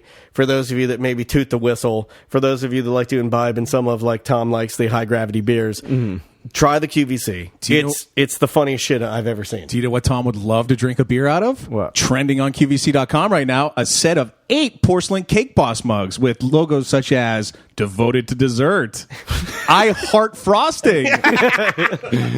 See, it's great. It's just garbage. It is just garbage. And then I bought something. Then it got me. That set of 8 mugs goes for $33 in a store. At QVC, it's only $13.92, motherfucker. Then they fucking got me, and my wife is laughing at me, and she's like shaking her head. She's like, then I got an email from her saying it's a slippery slope. That's what it said about QVC. Because she thinks I have a problem. And other people have commented on the BDM group, like our buddy drinking Summer. problem or QVC problem? Well, both. Okay. But who knows? Addictions and QVC. I think maybe your problem is that you don't have the Bronzo Italia 20-inch solid, bold textured graduated rope necklace. $107? Fuck no. $99. Can you put it on Easy Pay? Sure you can, Dan. Fucking Easy Pay, 4 easy payments. Bronzo Italia is my pizza making name. I love solid bold. That's hilarious. Yeah, it's not gold, it's bold. It's better than gold, Ross. Solid bold. Wait, hold on. You're not tricking me. I'm telling you, you gotta watch QVC. You have a lot of downtime. You have a baby. You put it on lightly in the background, and I'm telling you, get a couple of, if you had a couple of those candies left over from Colorado, you'd know exactly what I'm talking about. It's the funniest shit on television, and it's because it's live. And these people, they're riffing for their lives. You can tell. Like, here's the thing I can tell about QVC. And if I'm boring you guys with this, I apologize. But you can tell when the guy in the hot seat is the pro, and the new girl comes in. And they're like, you can tell that QVC has said, this guy's really good at riffing. Marsha, you're new. You're going to be in with Daryl today. Yeah, Daryl knows how to, and just take some cues from Daryl and your color commentary, and he's play-by-play. Yeah, you can tell what they're doing, and the other girl will like fuck up. Like she'll say things. She'll be like, like one of the things I noticed about this sweater is like the V-neck. I really like. It's a round neck. I'm sorry. Like you can see them fuck up. It's the best, man. I think I like it because it's live and it's still human based, if that makes sense. Now QVC, I'm just looking at it's all jewelry, it's all kitchen stuff, it's all ladies' clothes. Yeah. It seems very heavily mom based. Earth Bright is what I bought. In case anybody's wondering, I'm not fucking around or lying. Earth Bright, you clean your shower doors with it. My wife's got a very heavy mom base. Keep going. What is the channel that you flip to once in a while and you'll see they're selling like 5,000 hunting knives for $6? Like that's the one that fascinates me. My wife knows all of them because I make her turn them on for me. I'm like, turn on QVC. Let's see what's going on the old QVC, and we turn it on, and then we get excited about the new products coming out. What does QV? Is it an acronym for something? I do not know. There's Home Shopping Network, HSN, as those of us in the game call it. One of the chicks from Shark Tank is like the QVC queen, right? She has the direct line to get shit on QVC. Oh, really? Uh-huh. And I always hear her talk about that shit. I always wondered how, they get the products on there. And I think our podcast should be on QVC. It would different audience. Some of those like jewelry TV is based out of Georgia, and everybody's got a big accent like this, and they'll be like, "You're not gonna find diamels this big anywhere." Now, this brand new ring we're gonna bring up now, it's got 70. Count them, 70 princess cut diamels. Okay, this is what's a diamel? A diamel is a fake diamond. Thank you for asking. I appreciate it. Now, right now, these are flying off the shelf. If you call right now, 70, 72 are gone, 74 are gone, 76 are gone. I only have 90 of these. 83, thank you very much. 83 is gone. This is the Bella Luce collection. This is Bella Luce. That's how much I watch it, man. I'm not lying about this. Like, I literally get hypnotized by it. I can't stop watching it, and I cry laugh at it. I have a guttural response to people buying like fake costume jewelry. It's all shit because it's such a waste of money in my mind. I'm like, you're just buying, and I can imagine some like Midwest housewife buying this shit and then just adding it to her like fucking god awful jewelry case that she has, a bunch of shit she never wears. Well, She's jewelry like, TV, and I'm just like, you're just wasting your fucking money. Like it's garbage. The American way, consumer society. Yeah. Like jewelry TV's out of Georgia, so like I said, everybody's got an accent. There's a guy that's on there, and he's like talk like real slow, and he's like the Burma ruby. The Burma ruby is known for it's got a natural glow. It just has a natural glow. Now, we got the princess cut. We got this one over here. This is a round. Look, the next one coming up, this is the one that I would buy. This is an oval, and it is this is a Burma ruby. It is known, and they're all loose gems. Like, what are you gonna fucking do? And the one lady he's like, I would buy this. This is the one that I would buy right now. You can put it on Easy Pay, 4 easy payments. And the girl goes, what you need to do is you need to take that old jewelry you're not wearing anymore and just get your jeweler to melt it down. It's fucking awesome, man. It's the best fucking TV. It's better than Walking Dead. QVC stands for quality, value, convenience. All right. I agree. I'm on board 100%. Well, there we go. Let's take a quick break. I want to ask you guys about Samantha's wedding. I know she's still on. I didn't go on her honeymoon. Yeah, you did, you motherfucker. Yeah, I went. And so I know she's still on her honeymoon in Mexico, right? Everybody who values Sam's contribution to the show was at that wedding, I feel like. Well, she's got quality and value and convenience, I feel like. Mm-hmm. Listen, I apologized, and I have, a couple family vacations. What am I supposed to do? I would have gone to Colorado. Hell yeah! We'll be back with more Mediocre Time with Tom and Dan. 1-850-39-PIMPS. If you'd like to call us, we might do some voicemails or take some live calls. That'd be fun. Yeah, want to do that? Yeah, call us. Okay. show@tomandan.com is the email address if you'd like to shoot us an email. And yeah, we'll be right back after brand new Marilyn Manson. It's off of his new album, The Pale Emperor. It's called Deep Six. We'll be right back. You wanna know what to say to narcissists? Better watch yourself. There's very few times that we come to you guys with a hat in hand and tell you about something that is super sad that we'd actually like to help out. But now is one of those times. Yeah, and I feel personally, anytime that someone's trying to raise money, I understand how hard it is. And you guys helped me so much when my brother passed away with helping me with his daughter. For sure. And I got a call from a buddy the other day and a friend of his, and this is a story locally, and you could look it up on the news, but two kids got hit by a car leaving school. They're on their Osceola. bikes, Yeah, right? they were on their bike on the sidewalk. The car jumped the curb and hit them. The boy, her brother, is okay, but she was seriously injured. Her dad's a firefighter for Osceola, and she's currently in the hospital, like very serious condition. And they basically, the family needs help. And my buddy asked me, "Hey, can you mention this on the show?" I said, "No problem." Yeah, without a doubt. We're both. You got a kid. You're expecting a new kid. Yeah. I got a kid on the way. It's literally the worst nightmare I could possibly think that anybody would go through. It's so bad. It was hard for me to hear it, but it's well, happening. oddly enough, it's the one thing that you would like to think is the best time of anyone's life is, riding your bike home from school. Mm-hmm. Then you get hit by a car, your world changes. The little girl's name's Aubrey, and the website, if you want to, and here's the thing. I remember when you guys were donating for my brother, I looked at everybody's name, and every single person that even donated $5, it was unbelievable to me. I was like, every dollar helps. In these kind of situations, like, throw a couple bucks. It's a PayPal, so it's easy. But the website is OsceolaFDBenevolent.org. It's going to be in the show notes, so don't, if that's a mouthful, we know. Just look in the show notes. We'll have it in there.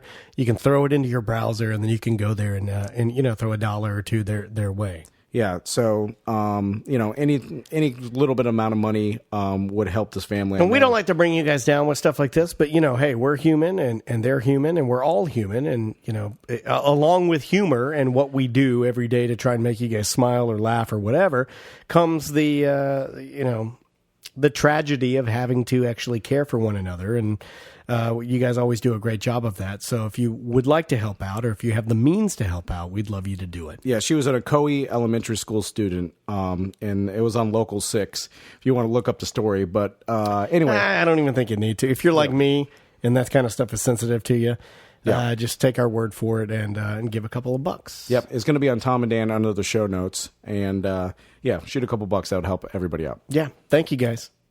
You got to go check out Floor and Decor. They're right there on East Colonial Drive and Bumby, right behind the Houlihan's there and that big shopping center. Even if you don't have any plans to redo anything in your house, just walk through the store. Yeah, it's worth a look. I'm not even going to say they're good.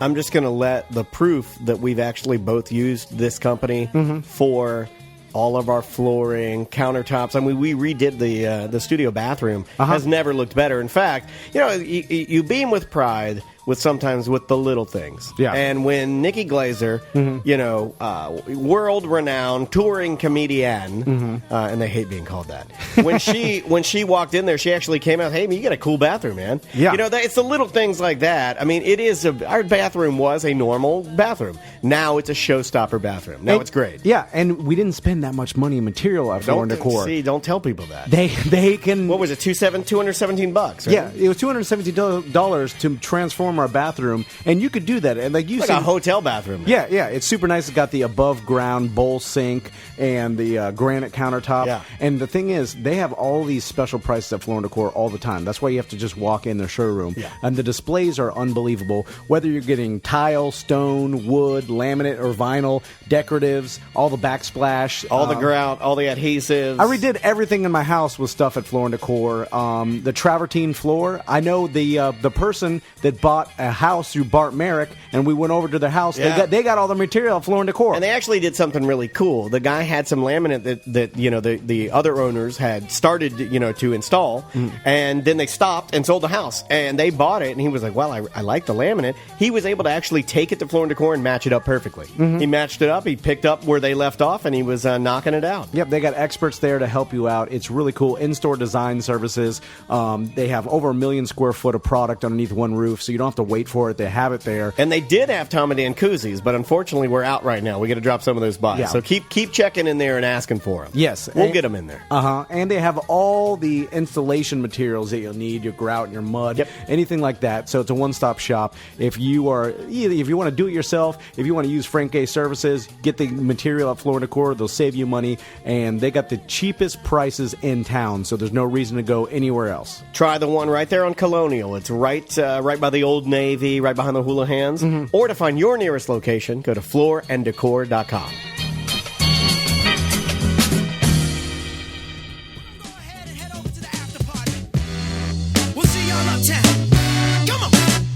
I'm telling you right now, that new Mark Ronson album is just straight fire. It's so good. And that is Mark Ronson featuring a blast from the past, Mystical. Remember Mystical? Oh, yeah. Now, what did he get into trouble for, Ross? Can you Google that? Hold on. I'm getting Mystical confused with the guy with Exhibit now. Exhibit was... The guy with the car. Pimp My Ride. Yeah. Mystical was a rapper... Who did what was Mystical's biggest hit? I believe he was with the Dungeon Family out of Atlanta, right? Wasn't he part of like the Outcast group? I don't think. Well, he may have. Yeah, he may have been.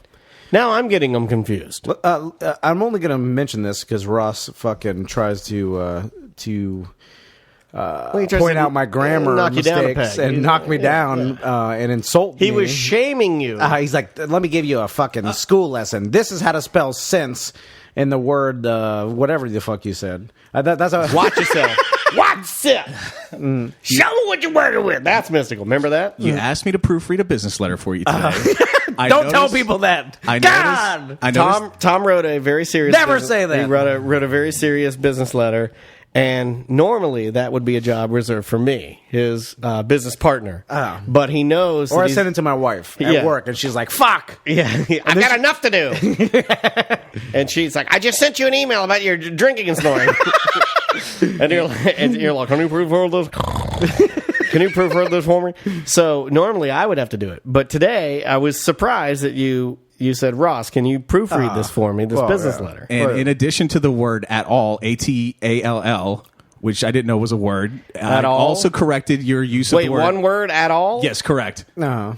What does that mean? I assume it means at all. That's what was intended in the sentence there, but there's no space. He's shaming you twice. That's a second Only shame. because you brought it up. And do the first shame. The first shame, you wrote it on a piece of paper with big letters like a child as if to shame him. Did you not mean to shame him? No, I just wanted to, I saw he made the same mistake twice today. Well, Ross, Used the word why don't you since. tell everybody what the mistake Don't is? Used the word since instead of sense, and I just thought I would educate him a little Since, S-I-N-C-E. Don't you realize I'm about to be 33? I've sired one child and Spell sired. got another one on the way. Spell sired. At this point in time, you explaining anything to me about how to spell is fucking not going to sink in at all. Spell sired. I'm 4 hours away from erasing my entire mind with another two Lagunitas sucks because I also don't learn my lesson. How many times have I told the same story about me drinking too much and my wife getting pissed? Obviously, I can't fucking learn. God, it hasn't been since like last week, I think. Since. I like what he did there. I like it. Well, now I'm going to embarrass Ross. At the end of the Dave Coulier interview, we all were saying goodbye. We asked him to sign the bathroom. We take a picture. And he was in there for a really long time, and then he signed. We went in there. I was like, oh my God, I wonder what he wrote. He wrote I bet he wrote some fucking woodchuck joke. Or maybe like a whole... Jack Ching Bada Bing. Yeah, maybe he wrote the coordinates to fucking how to fly across the country. And then it was it was a pleasure being with you, Tom and Dan, because you're not like any of those other fucking douchebag radio guys. It was a pleasure. You guys really got your shit together. Yeah. I thought all that is just his name. He really took time. He's like in there for like 10 minutes, and then we came in there. It's like it's just his name, not even in cursive. He wrote his initials. So DC. So we ask him that. We take the picture, and then on his way out, fucking, we're standing. We're about to be in the clear. A good interview. And I hate to beat this guy. Yeah. Then Ross asked him. I didn't preface it at all. I just fucking asked him. No, I think you said. Yeah, I think you did. I said, "Excuse me, Mr. Coulier." Yeah. Excuse me, Mr. Coulier.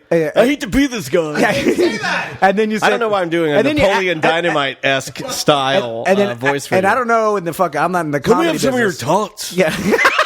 Coulier. But then you asked him to be on stage with him or some shit. I said, "Excuse me, Mr. Coulier. Do you allow guest spots on your show?" So then it became an awkward thing because the guy's such a nice guy where he was like, it's not really my call. And he was trying to be nice about it. Just like I'm in that same vein as Dave Coulier. I'm a very nice Canadian hockey player. Oh, yeah, Can I open for you?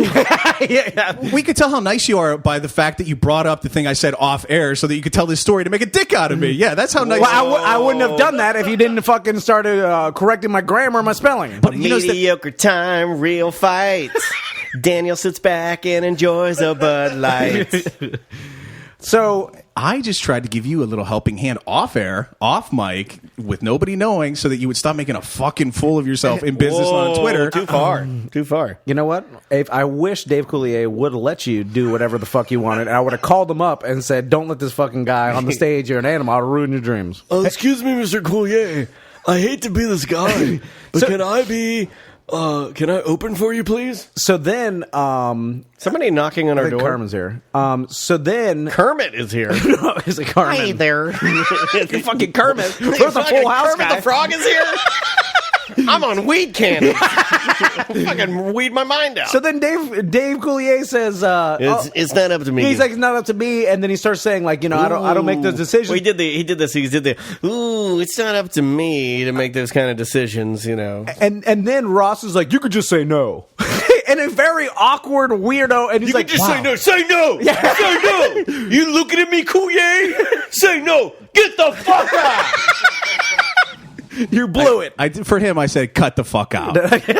You did say cut the fuck out. But yeah, you weirdly and awkwardly say, "You could just say no." Okay. And You can just say no. You can just say no. Dash my and dreams. then he's like, "No, I don't You want just give me some of your talks.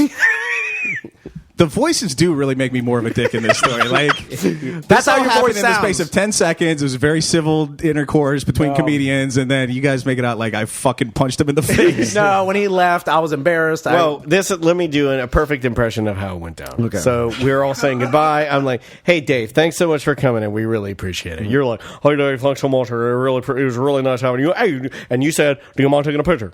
We got our picture, and he goes, "Oh, take another one. I look gay in the first one." Right? Yeah. Okay. He's always throwing in jokes. Yeah, he's throwing little jokes. Cut it out. And we got a second picture, and then as he's in the threshold of the studio doorway, and Ross goes, "Hey, Coulier." Right? Yeah, he goes, "Hey, Coulier." Yeah, like a bully. Turn around and look me in the eyes. Unless you're a pussy. Yeah. And you started with that. That's exactly how That was your opener. And then as he turned around, you said, "Let me open for you, so at least somebody's on the stage is funny this week." And then he started rolling his sleeves up. Yeah. And then you farted, you cupped it, and put it in his face. Yeah. Then you said something about his best friend, Bob Faggot. Yeah. There you go. And that was very disrespectful. How long were you sitting on that one? I don't like saying that word. I apologize. I'll cut that out. No, And then we don't have to. I'm going to cut it out, and then I'm going to put it back in. I felt it warranted because it rhymes with Saget. I'm going to cut that out, and then I'm going to put it back in. But in a different place. I'm going to just randomly put it somewhere. Right in the beginning when I'm introducing Dave When you're like, Coulier. "Ladies and gentlemen, you know him from Full House. Everybody, give it up for Bob. Give it up." I blew my head joke. Give it up for Dave Faggot. We apologize for using that word. We don't like to use that word. We have a guest in the studio. What's going on, Carmen? Hi. How you been? I've been good. How you guys been? Good. Ross, give her a proper introduction. Ladies and gentlemen, here with us today on A Mediocre Time, nationally touring comic, just did a show at the Orlando Improv last night. Put your hands together. Carmen Morales, ladies and gentlemen. Yeah. Hey, Carmen, have you ever met Dave Coulier? I've never met him. Oh. I heard he was a nice guy. He's super nice. Here's a hint. Don't ask him for a guest spot.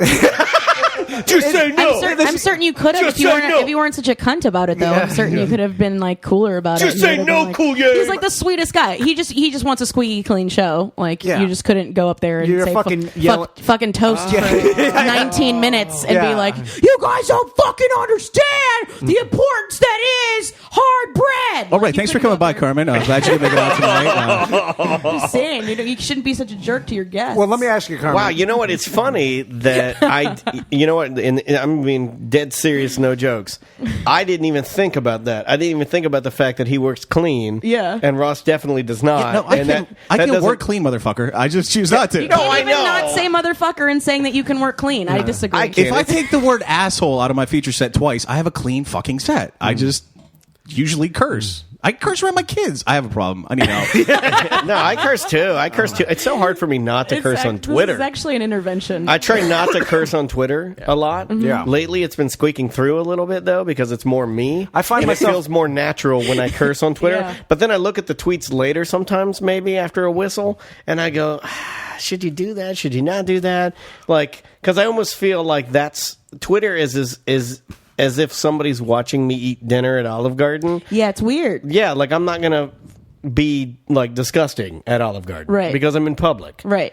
You know, does that make sense, Danny? Yes. But I have no problem. Like that's the thing is, and that's what's weird to me is like I can work clean too. I can take all of the curse words out of my act as well. It just doesn't feel as natural because I curse naturally. Like that's how I normally have a fucked up vocabulary. Yeah. So I don't want to have to edit myself. So I just don't hang out with Dave Coulier. That's all.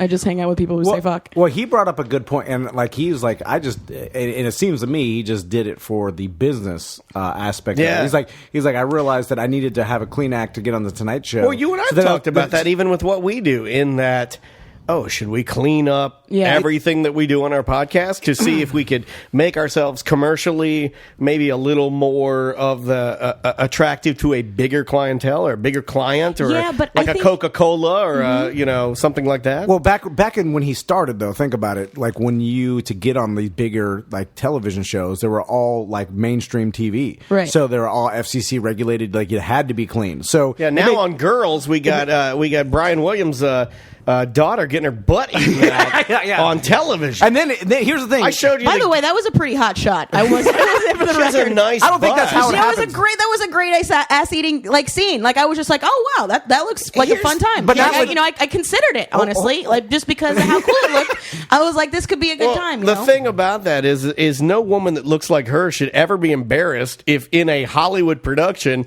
your ass jiggles barely because it's so fucking perfect on TV. You know what I mean? Like if Mind my you, it wasn't like a normal jiggle. It was somebody's faces inside of my ass jiggle. Like that's not a normal. But her jiggle ass for looked us. good. Is my point? It's Yeah. like, it's as if I had the most beautiful, smoothest, non-carbuncly mega dick. You know, and people are like, "You should show that thing off," and I probably Right. would. Mm-hmm. You know, I just I've seen a lot of porno, and that's not how the guys eat Correct. buttholes. Right. And so it was. you guys have never eaten butt. I've watched a lot of pornos. That's I've what I watched said. a Wait, lot of but you've pornos, never too. yourself eaten butt?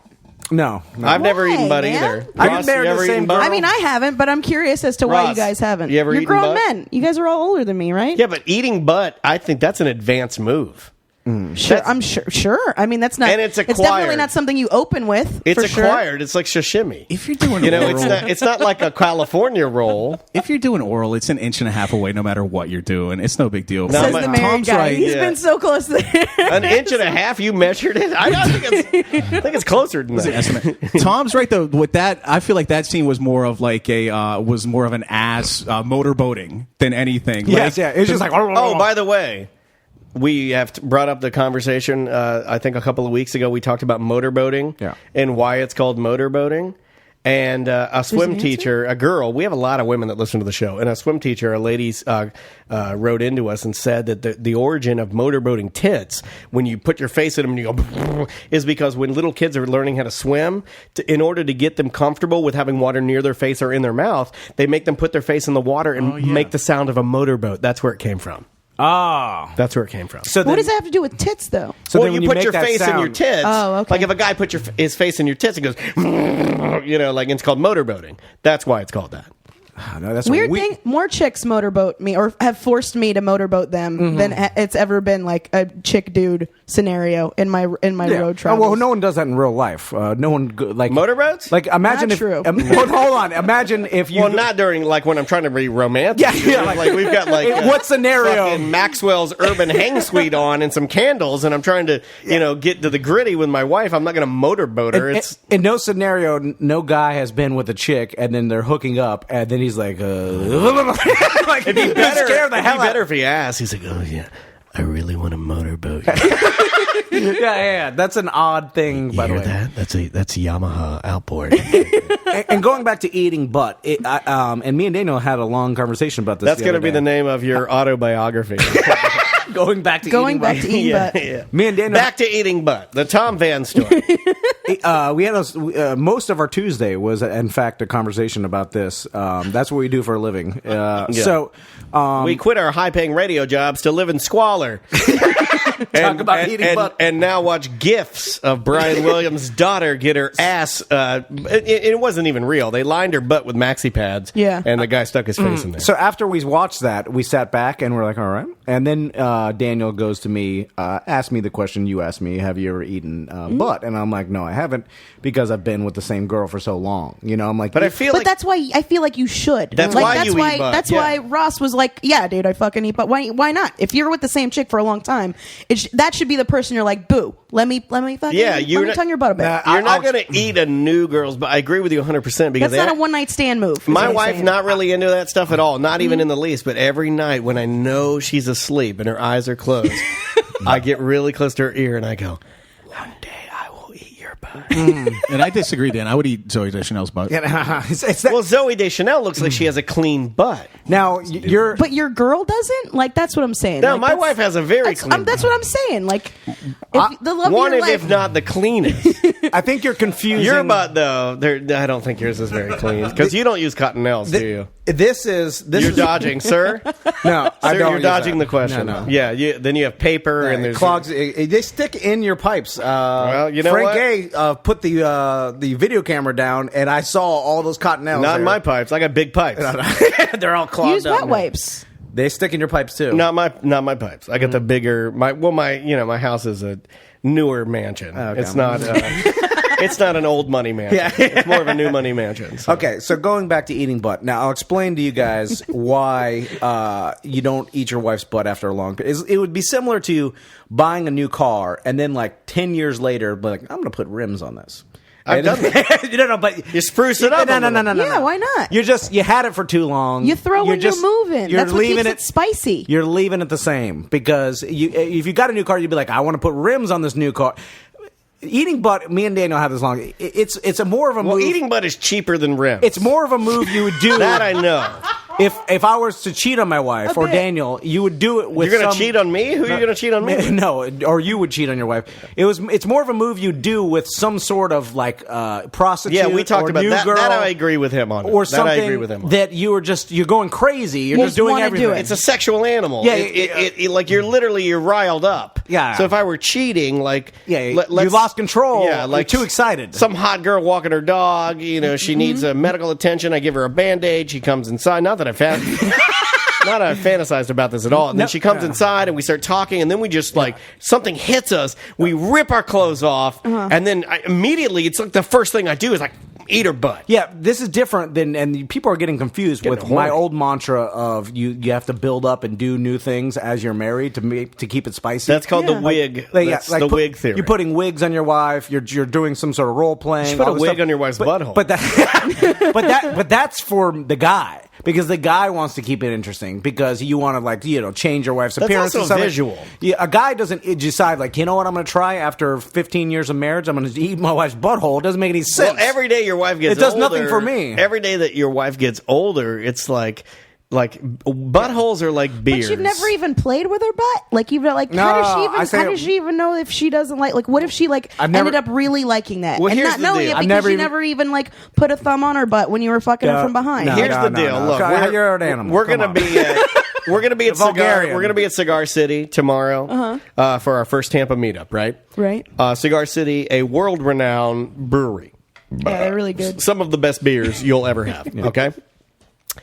Buttholes are like beers in that buttholes do not get better with age. The older your wife gets, the more you wait to eat her butthole, the more you don't want to eat it. No. You want the freshest butthole ever. Yeah. If you were to eat your wife's butthole, optimum age would be 18. Yeah, they go bad after 27. Yeah, after 27, that butthole it's seen it all. Yeah. If I was your wife, I feel bad for all those people in porn then. Well, there's a difference. Well, those are professionals. Yeah, That's yeah. like a chef using a really rare aged cheese. Yeah. And he's allowed to do it. Yeah, and their heart isn't in it. They're doing it for the money. They're doing it for the money. They're- you know? Tom, if I was your Soulless. wife, I would be terrified that you were comparing me to your truck. Well, I'm just saying, I like, I'm not going to put... Do you leave big Buford wrappers in your wife's panties? Is Crystal covered in ants right now? I hope not. I'm not going to one day be like, you know what, this truck needs bass. I'm going to put a fucking bazooka in the back. I'm leaving it how it is. One speaker doesn't work. I'm just riding it out. We'll cut that out. What's time-wise? Oh, before we go to break, tell me about Samantha's wedding. Because I heard... Because I don't mean to sabotage you again, Ross, but I heard you made a scene again. Well, if by scene... Damn it, Ross. If by scene you mean he brought his kids to the wedding, which I didn't know was an option. I didn't know you were allowed to bring your entire... Did it say... Now, did your invitation say +1 or +3? I, unlike some people in this room, talked to Sam about her wedding and what my plans are going to be for attendance, and I confirmed that I could bring my kids with me. Yes. Did you ask her the same way you asked Coulier about doing a guest spot? Hey, Sam! Hey, Sam! Let me bring my kids to your wedding. Just say no! Get the fuck up! There is a weird connection between Dave Coulier and Sam's wedding. Mm-hmm. It rained on her wedding day. Yeah, isn't that ironic?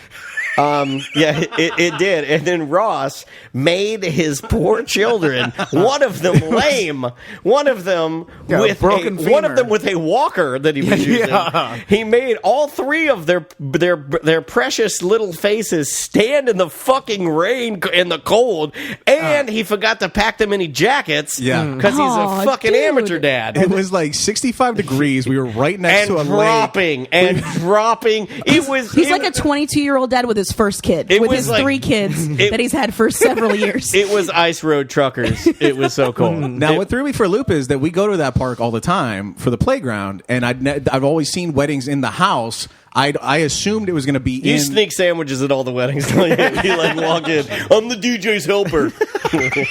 I assumed that the wedding was going to be in that house. I had never seen a wedding set up on that lawn before, so I did not. Oh, you mean the gazebo that says all weddings here? There's a big sign. Tell our audience what he told his kids and then retracted. Oh, okay. Yeah, this is great. He goes. I said, Dave Coulier is a great guy, kids. He leans over to all the boys that are lined up, and arguably they all want to sit closer to me than they did their dad. Uh-huh. And they were all trying to hand me little notes that said, "Help me." Oh, they were all over your watch too. Yeah, and then they're all sitting with me, and Russ leans over and he goes, "Hey guys, do you guys want to go? Sit up in the room, the gazebo, the gazebo. Well, it's like a house. He's like, you want to go up in the porch in the house, to warm up a little bit? Do you? Off the table." I'm like, what the fuck? Because they waited too long to decide. He gave him like 2-3 beats maybe, and then he took he's like, now you're sitting in the rain. Now you're sitting in the rain. I can explain this to you in a way you'll understand, Dan. Go ahead. It's like, say you got a special deal on QVC. You put a timer on that motherfucker.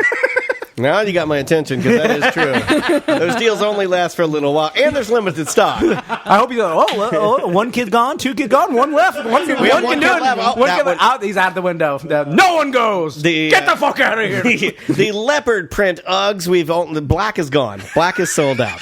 I'm addicted to QVC now. Oh, can't stop watching it. No, my wife and I watch it constantly. It's live, it's real, it's with real humans. It's better than any writing you'll ever have on TV, ever. Well, it's also that's the closest thing to real reality TV. It's fantastic. Yeah. It's the greatest thing ever. But yeah, Ross was mean to his kids, and then we went to the reception. Can I tell this part? Well, I was gonna. I don't know if Sam. You can probably cut this out later if Sam doesn't want this in there. But Sam forgot to repeat after the minister at one point. Yeah, that is true. That happens to everybody. I think. Sure, it was cute though. It was like repeat after me, repeat after me. Mm-hmm. And off the table. Yeah, yeah. Then Ross was like, the wedding's off the table. Oh, she did have the coolest fucking minister I've ever seen, and harpist. Yeah, harpist that's the awesome thing. Dude sitting up. There's a dude up there playing harp. By the way, the dude was amazing. Just an amazing. You can't half-ass the harp, dude. You have to be badass. Exactly. And he was playing like all these contemporary hits and stuff like that, and it was awesome, right? So he gets done with the harp, and then he like leans his harp up and gets up, and I'm like, oh, the minister's going to come up. He just grabs the mic. He's the fucking minister. The harp player. Shit! No way. That's awesome. I would get the harp ordained minister. harpist. Dude, ordained harpist, whatever the hell that. Yeah, he was rad. I mean, and a really nice guy. Ross and I met him. Was he that's like right. rock and roll cool- That's right. cool You weren't at the wedding. Yeah, he was. No, he's an older gentleman, but very nice, very very nice. Then we go to the reception. Well, nobody's eaten because we all got to the reception a little early. Yeah. So Ross apparently starves his children. So they're all starved and they want a sandwich. And then Ross did what I consider the worst thing I've ever seen. He goes, no one's eaten yet. And they're like, but Daddy, we're cold and hungry. And they were. They're literally soaking wet and freezing cold and starved. And Ross goes, he goes, look, no one's eaten yet. You can get one sandwich, but that's it. No sides. And they're like, oh, thank you. And he goes, wait, off the table. And he took, He took the sandwich off the table, too? You decided to let him have a sandwich, and then why did you decide to take their sandwich away? I think you know what I'm talking about. Yeah, I think. We get to the reception, and the little guy started crying. Mm-hmm. It was that was breaking my heart. It was at the Fraternal Order of the Police Hall. It was nice little hall, and then they had beautiful. they had a big banquet table set up with delicious looking sandwiches and like chip and dip tray. And stuff. Best wedding music ever. By the way, goes to Samantha because she didn't cave and do all the traditional wedding hits. Yeah. She basically just took her punk rock playlist and let it roll. Oh, yeah. It was awesome. No Cupid Shuffle? No. I don't know. No. I like to get drunk and boogie woogie. Boogie, oogie, oogie, oogie. Uh-huh. But we got to the reception. The table's there. All the sandwiches were out, but nobody was touching it. It was like it was the situation Dan always describes, where Jimmy 159 goes over and grabs a brownie before everybody, or a cupcake. It was my cupcake. So I'm sitting there with the guy, thousands of dollars that tells that story, once or twice a month, and so of course I was not going to let my kids get a sandwich, but they were literally crying in tears over hunger. Crying. And I think I did say at one point, okay, just go sneak one sandwich and come back, and then they were like a little bit dickish about it. So I said, well, they were off the hesitant. table. Anytime they hesitate, like he's like, hey, do you guys want to get out of the rain? And they're like they're not children and don't already have their minds made up before the question's even asked. No, but they're like, oh, okay. Ross, do I really want? Oh, fuck. Okay, I guess he's not. like a fucking general. He's like, hey guys, you want to get out of the rain and go get some warmth? Huh? No one's definitive. Off the table. Who wants a sandwich? You want a sandwich? Sandwich? Yeah. Oh, hesitant. Off the table. Like, if they hesitate at all, he takes it off the fucking table. Well, then... Is there anything ever on the table, Ross? Then I go... Do you keep anything on the table? I'll tell you what's on the table. Ross goes to the bar. I give Ross a 20 spot. He goes to the bar for old Uncle Danny. Denny comes back. The kids are sitting there hungry, and Ross sits down, and he looks at me, and the kids are like crying. They're shivering, and Ross looks at me, and he goes... There's nothing quite like a nice glass of Jameson. Right? Now he's drinking He got himself a fucking Jameson and got me a beer, and then he tuned them out. Stay here with Uncle Danny. Ross got to go check his electronic pen. Behind the oak tree. You're a monster. I got left out of the toot circle. I'm going to have words with someone. My daddy signs all of his checks with his mouth. He has a mouth pen. It glows and when he's writing, it glows blue on the end. like the bad vampire from Blade. You want to take a break? Yeah. We'll take a little break. We'll come back. Carmen's here. Hi. Ross is here. We'll do some news. Yeah. We'll do news when we get back. Let me see. What do we got here for more music? Oh, you'll like this. I played this just for you, dude. All right. It's a brand new NoFX. Oh, from the new album, right? Well, it's not really. It's their. It's the Passport tour. Yeah. Check this out. It's NoFX from the Backstage Passport soundtrack. We'll be right back.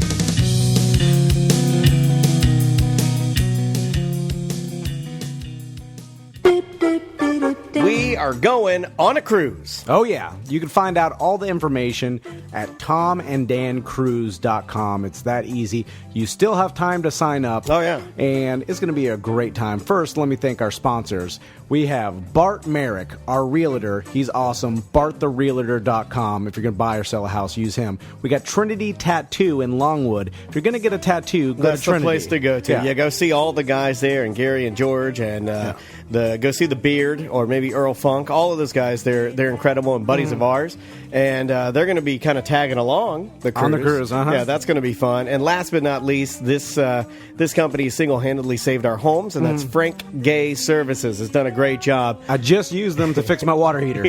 They were there fixing my water yesterday. Oddly enough, you're just using them every every day. They fix half They my fixed my house. lunch. They fixed this. They fixed a lot of stuff. They do a great damn job. Yeah, with Frank they do. A Services. Thank God for those guys. And I don't even believe in God. So let's talk about the cruise. Yes. How about excursions? Nassau was our first stop. What are we doing there? We're going to do this thing called All You Could Drink Rum Boat Extravaganza and snorkeling. All right.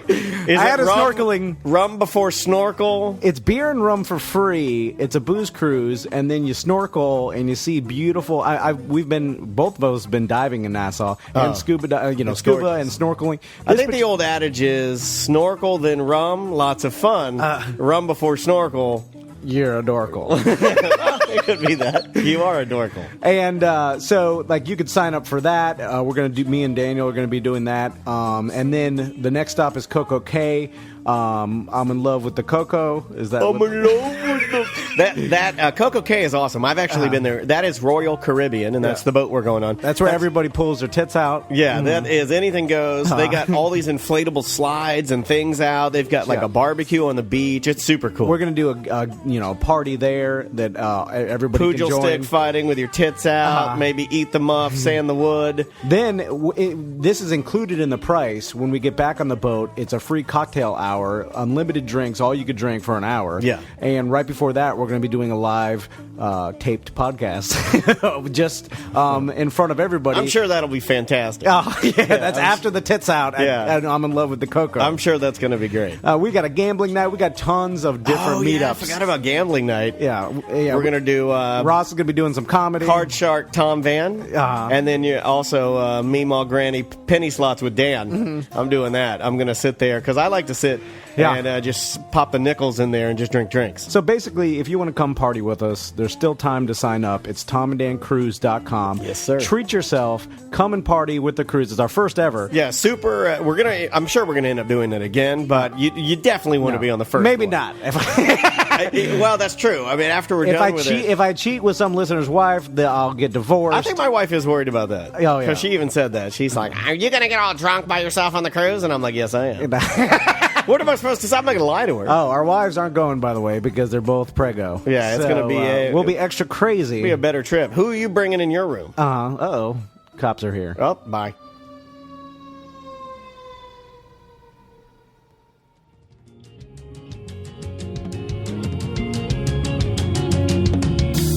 Welcome back to A Mediocre Time with Tom and Dan. Tom. Ross is over there. I'm and, Carmen. Carmen Morales is here. Thanks for stopping by.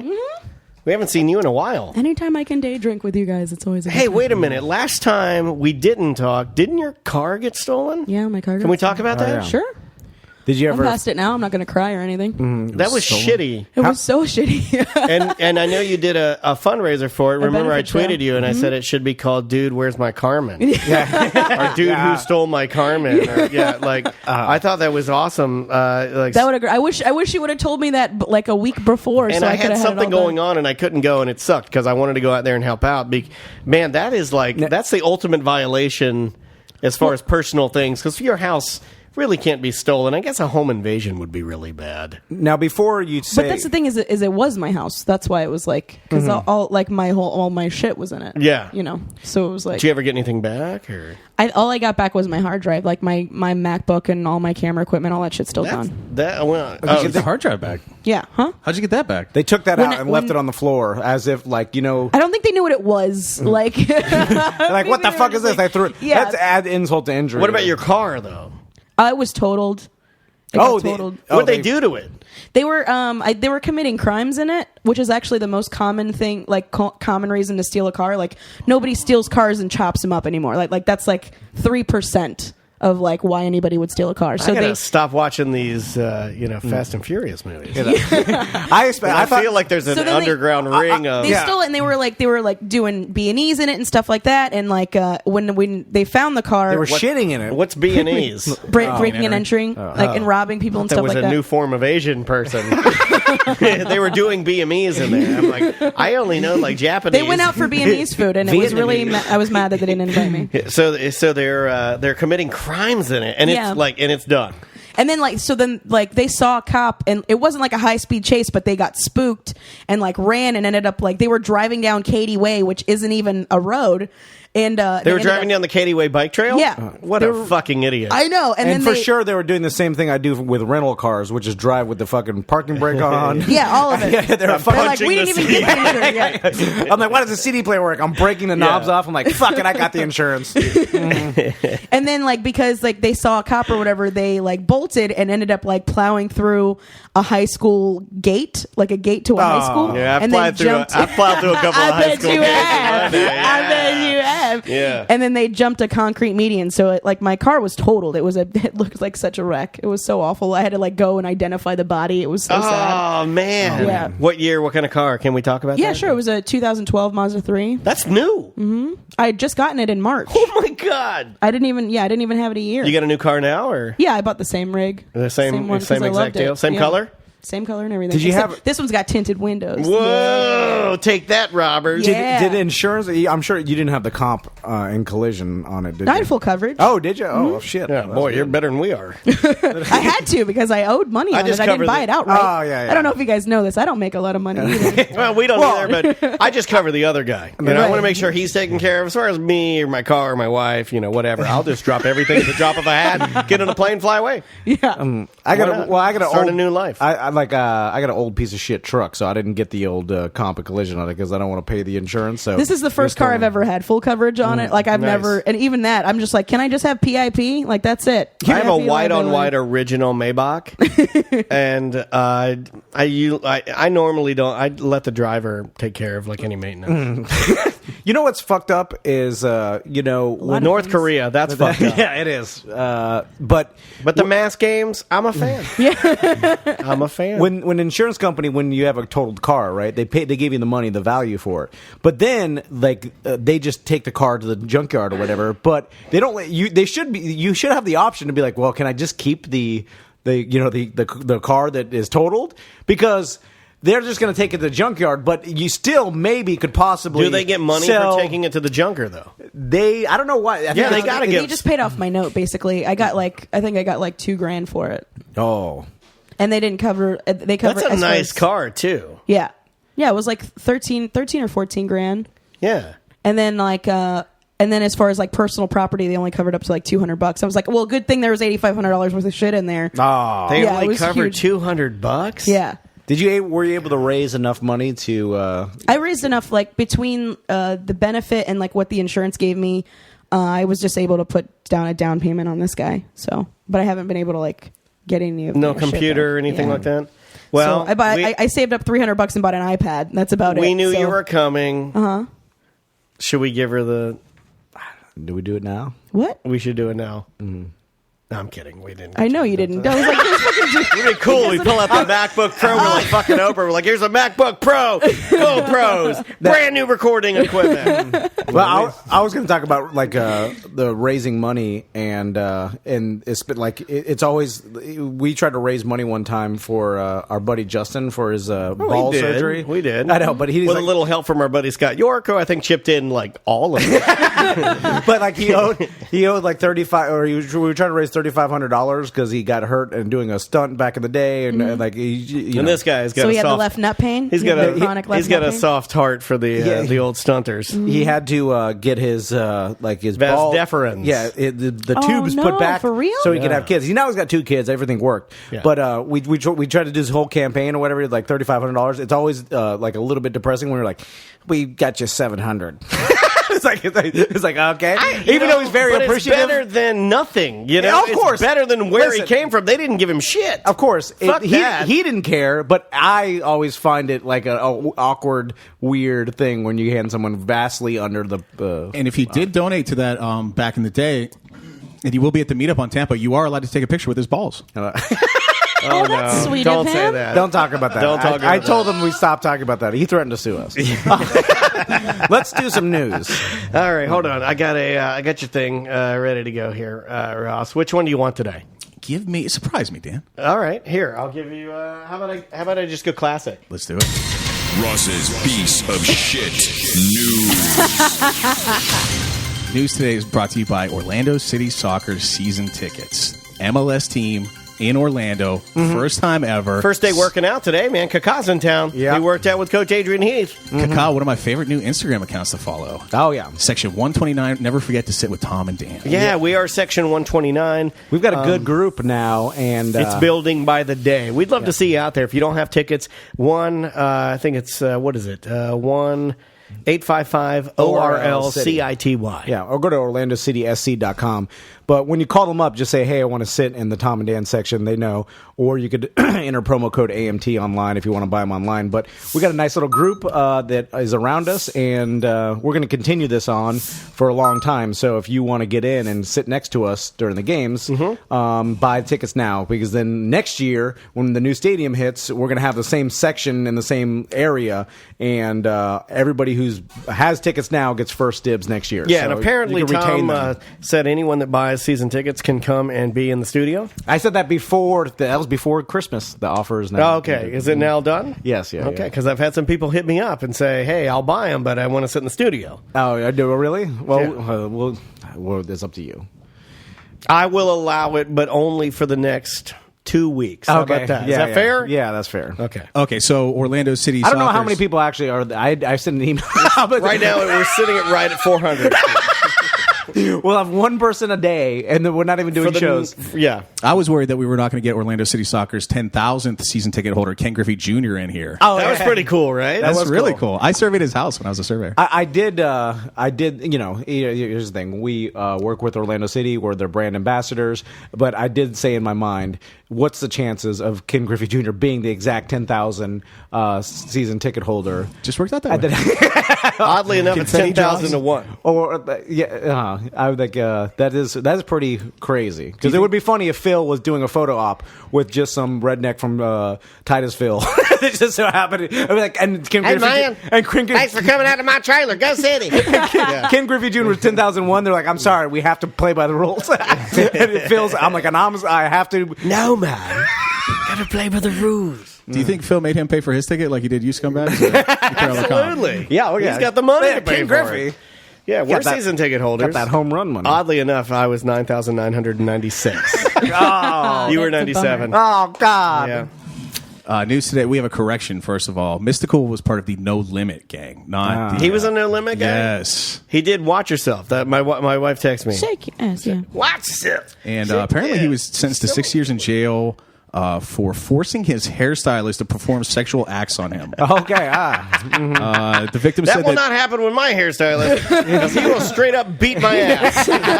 Because he is a giant man. Wait, a weightlifter. Yeah, big fucking power lifter. He'll punch my fucking balls And off. how is that? You get a boner under the sheet, the black sheet, and then you just pull her hand down like you're in high school again and like touch it. No, I thought it was. EJ texted me and said that it was he forced. Okay, this is what EJ said. Mystical I got in the trouble story. for. Fuck Ennis. He can go right Yeah. back to Miami. He's like, my Ennis- pubes need a trim. Ennis said he forced a girl to blow him for writing bad checks. The victim said that Mystical and his two bodyguards made her perform oral sex on them after they accused her of stealing $80,000 worth of checks. Mystical initially pleaded innocent, but police located a videotape of the action.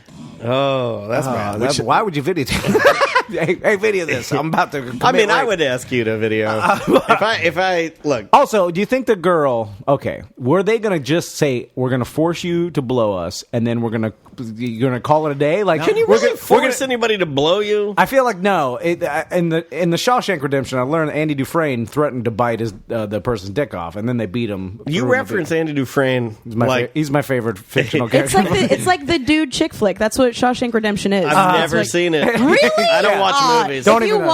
watch, you'll just be gay for it. I Just don't every watch dude I know. movies. Just, I watch QVC. You might want to read the original do you Stephen buy King the shit off of there? Though? novella, Carmen. Shawshank Redemption, Sorry. and the Rita Hayworth. Carmen, since I bought something this week. It's called Earth Bright. It's to clean my shower doors, so I can look through them. Carmen, Too cloudy. I know Mystical is a piece of shit, but in Watch this, yourself. in this scenario, say you're cutting Mystical's hair and his bodyguard's hair, Or cutting the braids off one by one. Yeah. How do you cut Mystical's hair? I don't know. Hairstylist. First She of all, could've his been braiding. name is Mystical. I feel like he should cut his own hair. He's a wizard. So you go through hard times. You start stealing some checks from them. You rack up $80,000. They find out, and then they're going to be like, "All right, if your punishment Dude, is." if I steal $80,000 from you, I think it's you're entitled to rape my mouth, right? Well, like $80,000, like that's a high price. Hey, where's That's a that? high price head. Where's that comedy girl? Get that comedy girl in here. She's stealing money from me. Yeah. What you said? Mystical. Yeah. I'm your lawyer. Who are you? What's your name? Lou Moneyberg. Lou Moneybird. So, Hey, Moneybird. yeah. Yes. Hey, I had this comedian that used to cut my hair.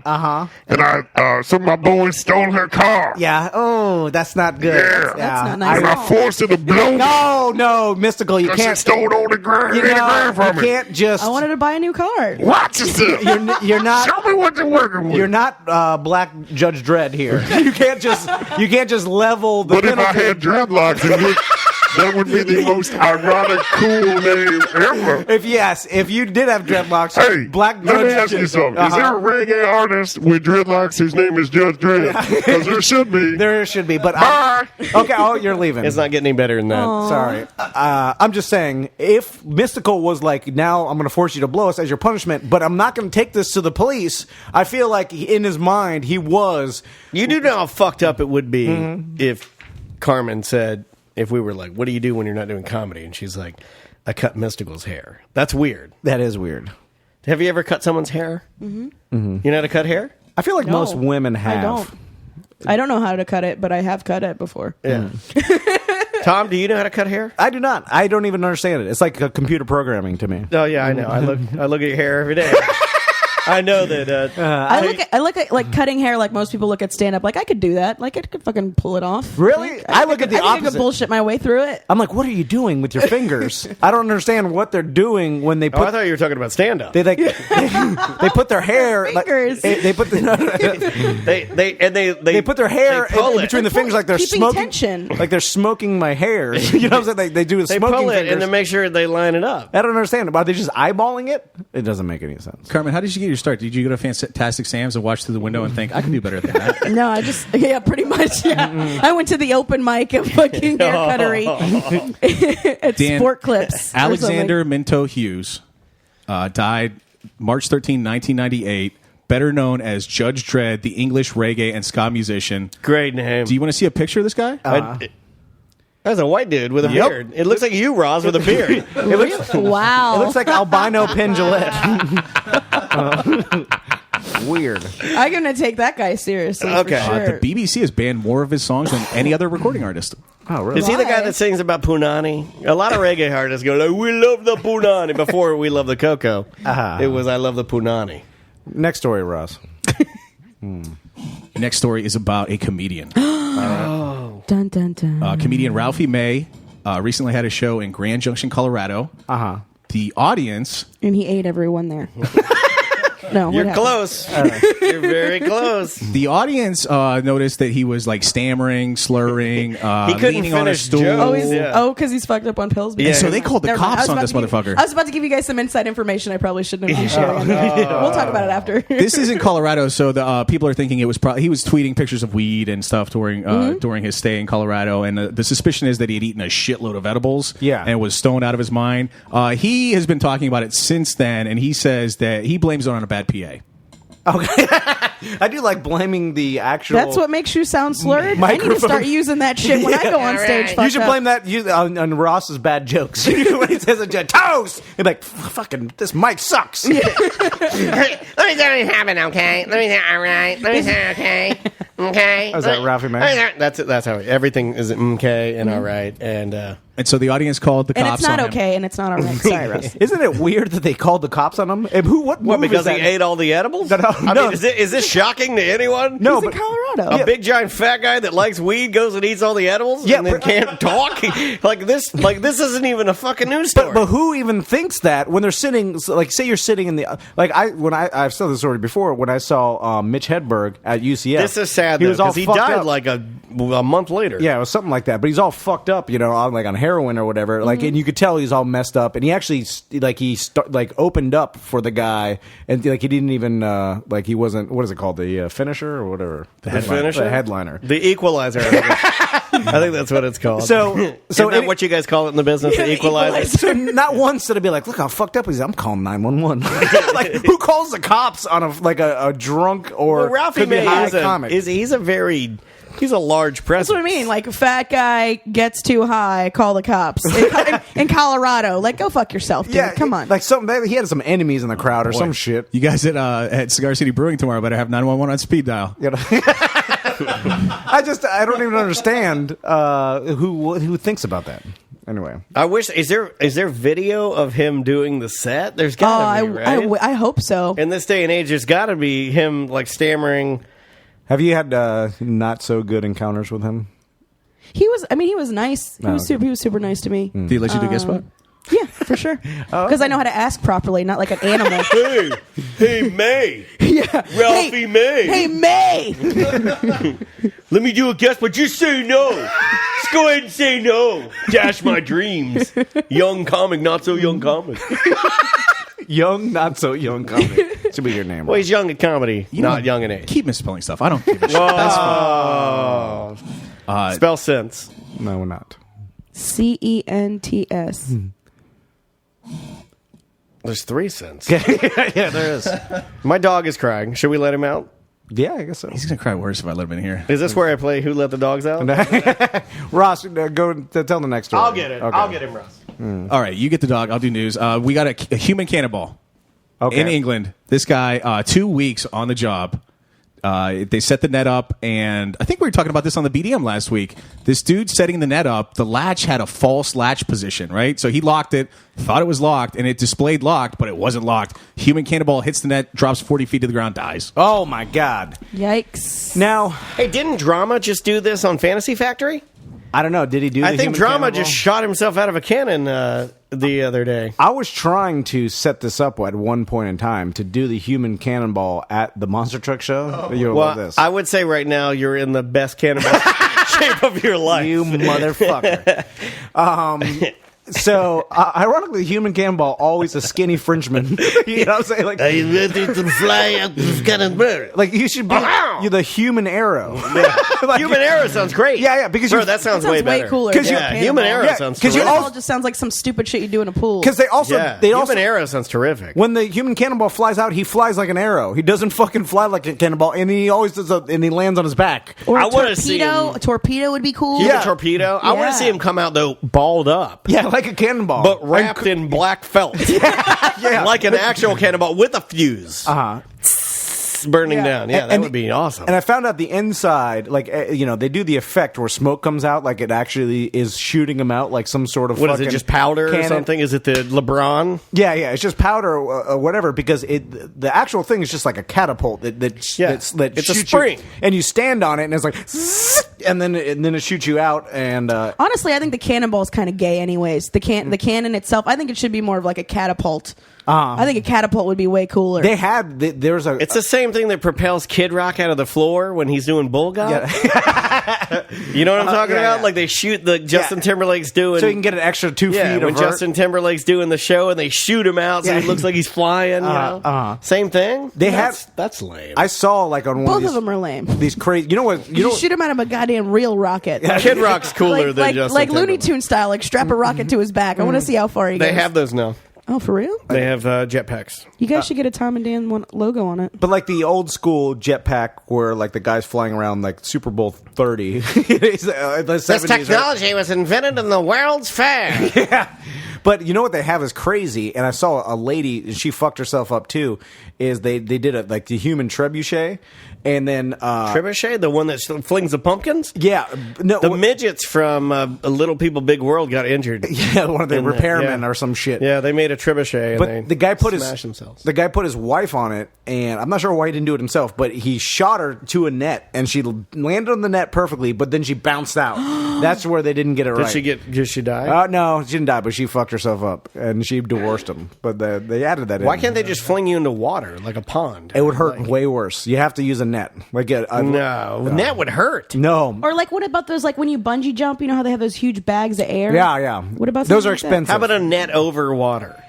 You don't want to hit water going fast. How about let's stop throwing people into the fucking air like cannonballs? It's not what you're designed Ross, for. you're You blowing want to it. kill all the fun just because Dave Coulier didn't want you to open for you because he's. I'm fucking tired of that's seeing fair. Truckosaurus Rex. I want a human cannonball. By the way, Dave Coulier, my bit tonight was going to be human trebuchet. What are you going to shoot yourself into the improv audience? I'm going to shoot myself through the audience into the sound booth. That's a good idea. Ross, what's the next story? A man in Japan is suing Fukuoka Women's University. Mm-hmm. It's they have a dietitian program that he wants to attend and become part of. The only problem is it's a woman's university exclusively. So they rejected his application on base that he's a man. Okay. And so he's suing them for sexual discrimination. All right, well, that seems stupid. But It's the only university in the area with the dietitian program that he wants. People are bored. People are so bored. There's so much time on their hands. Just look, rules are rules. Whatever they want to do, they want to do. Whatever you want to do, if they don't want you to do it, then fucking move on. yeah, huh?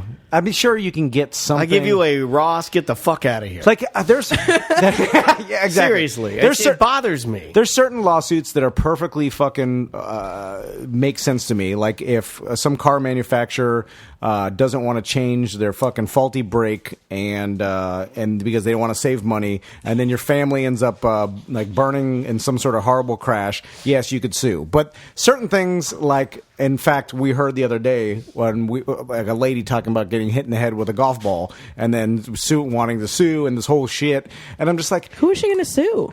the golf guy that- course or whatever it is. Titleist. Yeah. It's like Oh, yeah. Was it okay? I was there for this. Yeah, we were just listening. Was she to- just in the way? Because I've been hit by a golf No, cart, we a were golf ball eavesdropping. too. Tom and I were eavesdropping at a restaurant. And we're at this restaurant, and we hear this lady talking to like her friend about how she and then currently in a lawsuit with the golf course because she Yeah. got hit in the head with a golf ball. Now, I think she was not even playing, because I think when you pay to play, like there's some sort of like, She hey, was this, thrown from a trebuchet and landed on the golf ball. no, she was walking by the golf course. yeah, and then someone hit her in the head with a golf course. Like, I understand she went to the hospital. Like, she looked fine. Did she die? No, She it didn't. died. It She was didn't. the best shape So of her life. shut up. She Yeah. looked It's better a than Tom and I do. golf ball. We're looking at her. She's like a skinny, in shape, blonde mom, and she's in I better bet you shape. she blogged about it.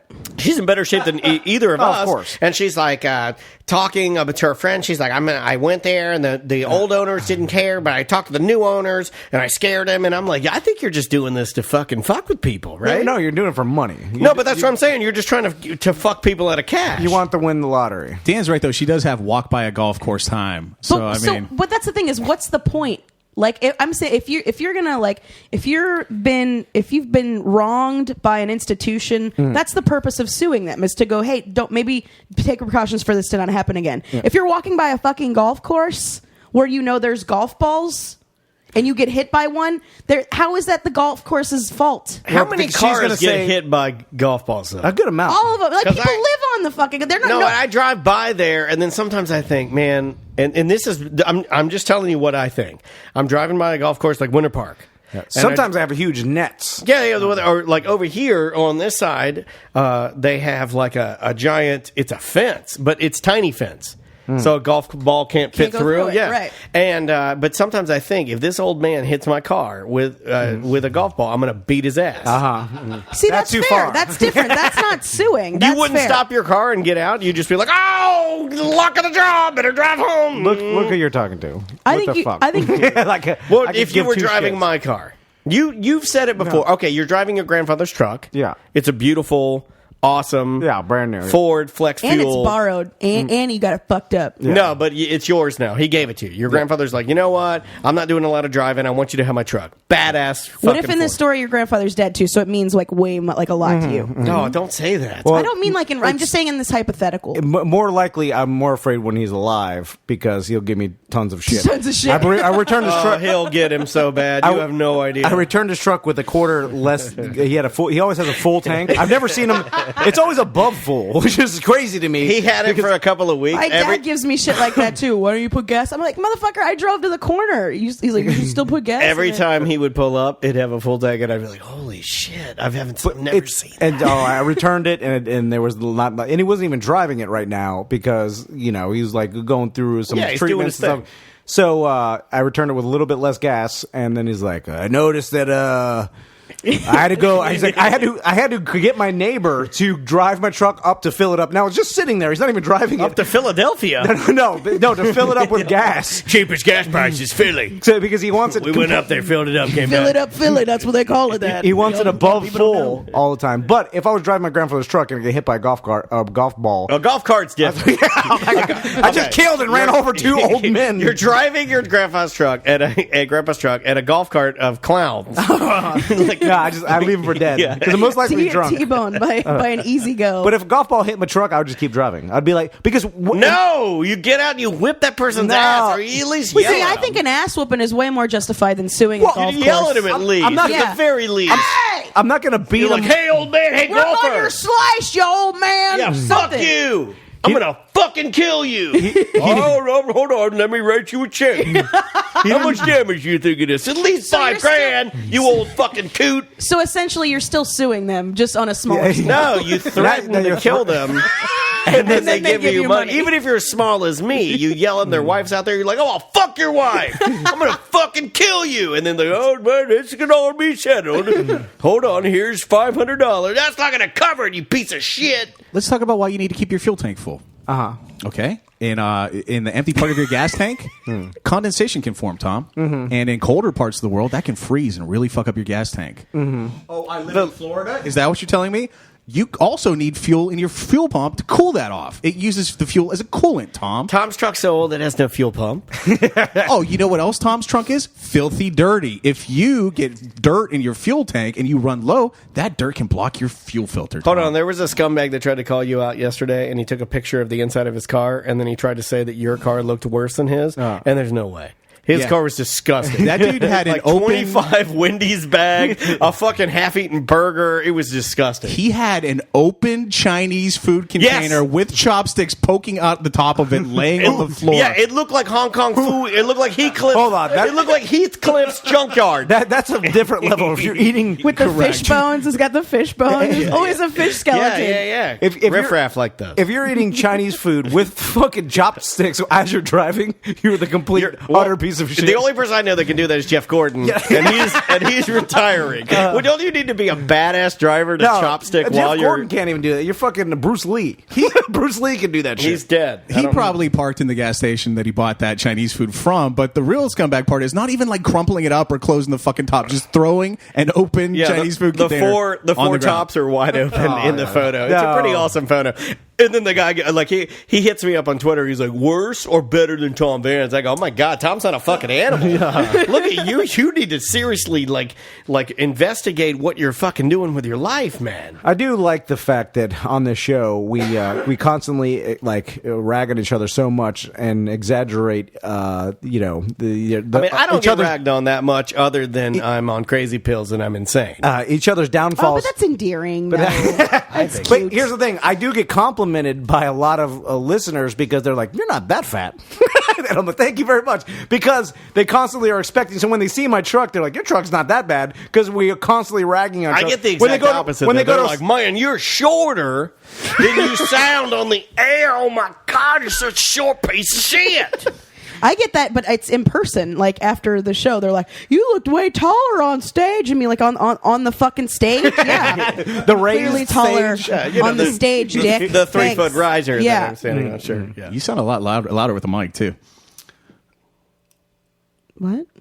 Nobody got that. Yeah, I got it right. Now I know what Coulier is. Yeah. Now I was going to say, write that to Coulier, and maybe that's why he didn't give you a guest If spot. you got that joke, email get the fuck out to tom@tomanddan.com. We should get the fuck out. We need to go.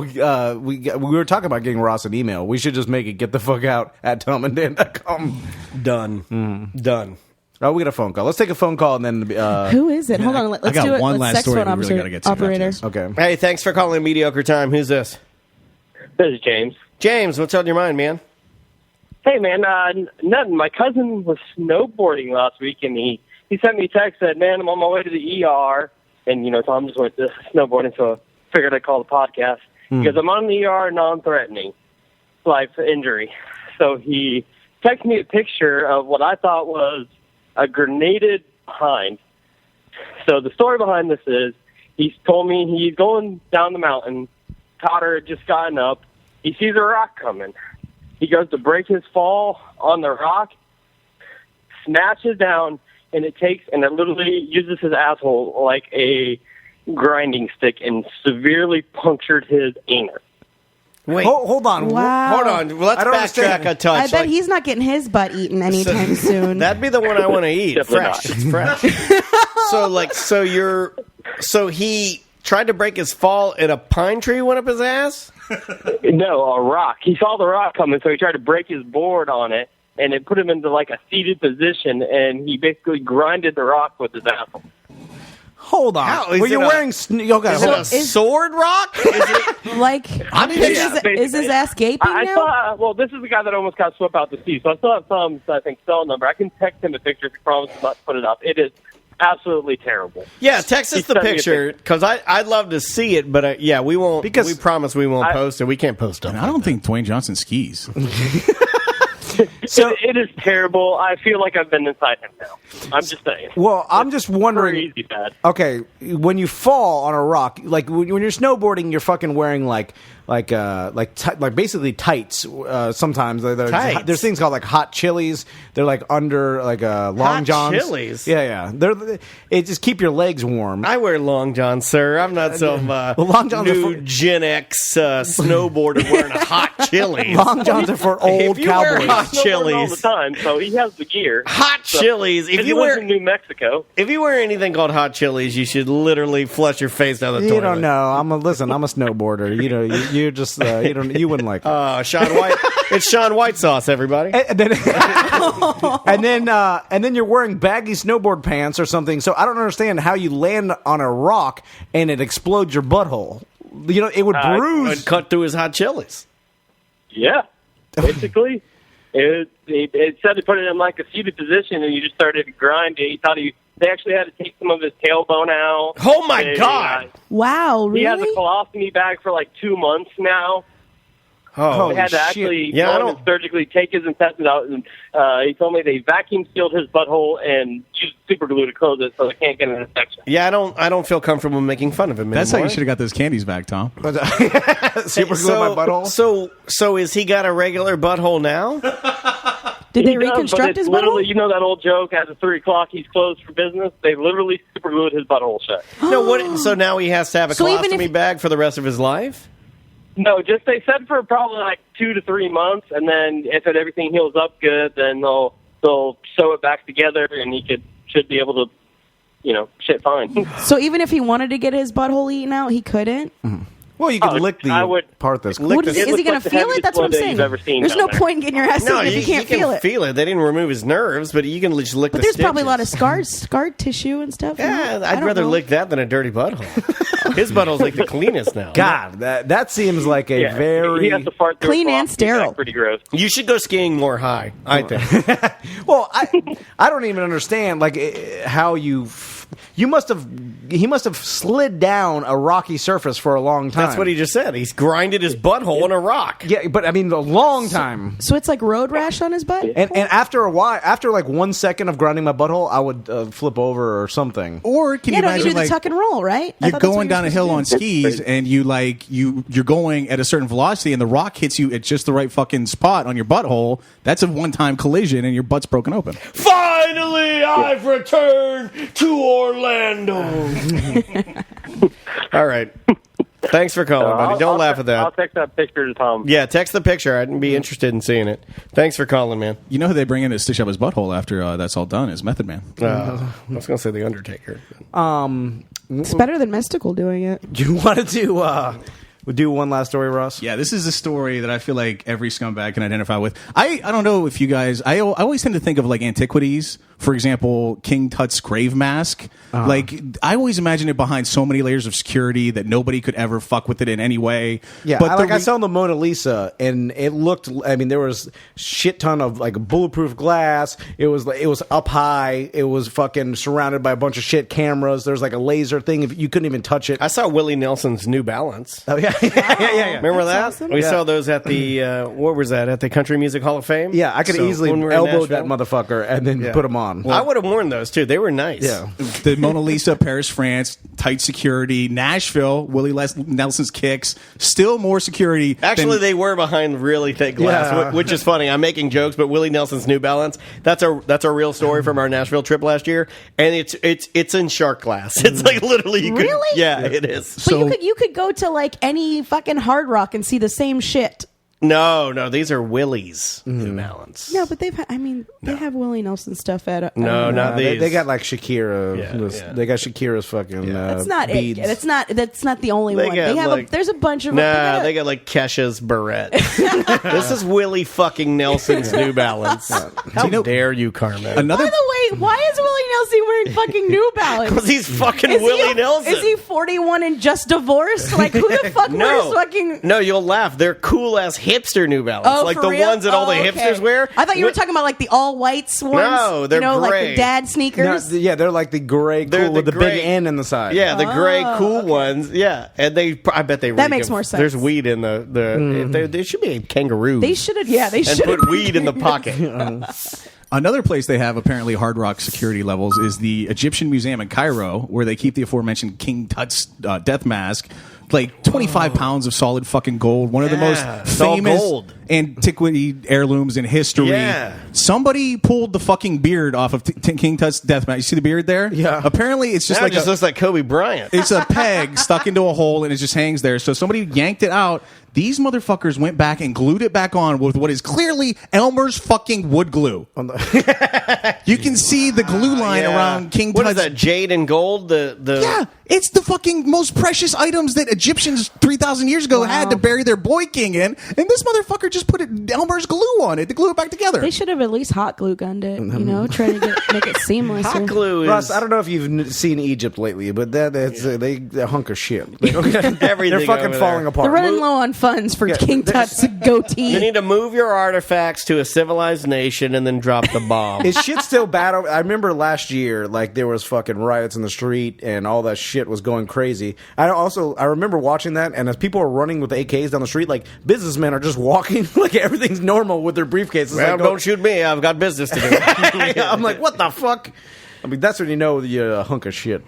So they put it on with glue, and somebody else there at the time said that he saw another guy using spatula to remove extra glue, and you can see where this gold that is thousands of years old clearly has fresh nicks and scratches in it that show through. I do. They can buff it out. They need to go to.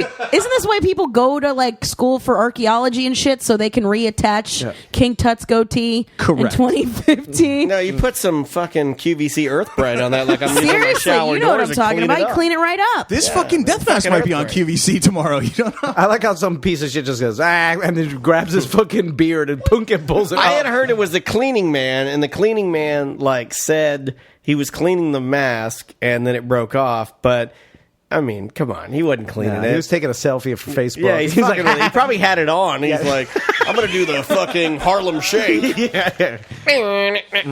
Of know, course, he's, because he's in Egypt, so he's probably behind. yeah, a little as behind far the as- times. Yeah, he's doing the fucking. now the new thing is the twerking. He's turning down for What's what? the twerking?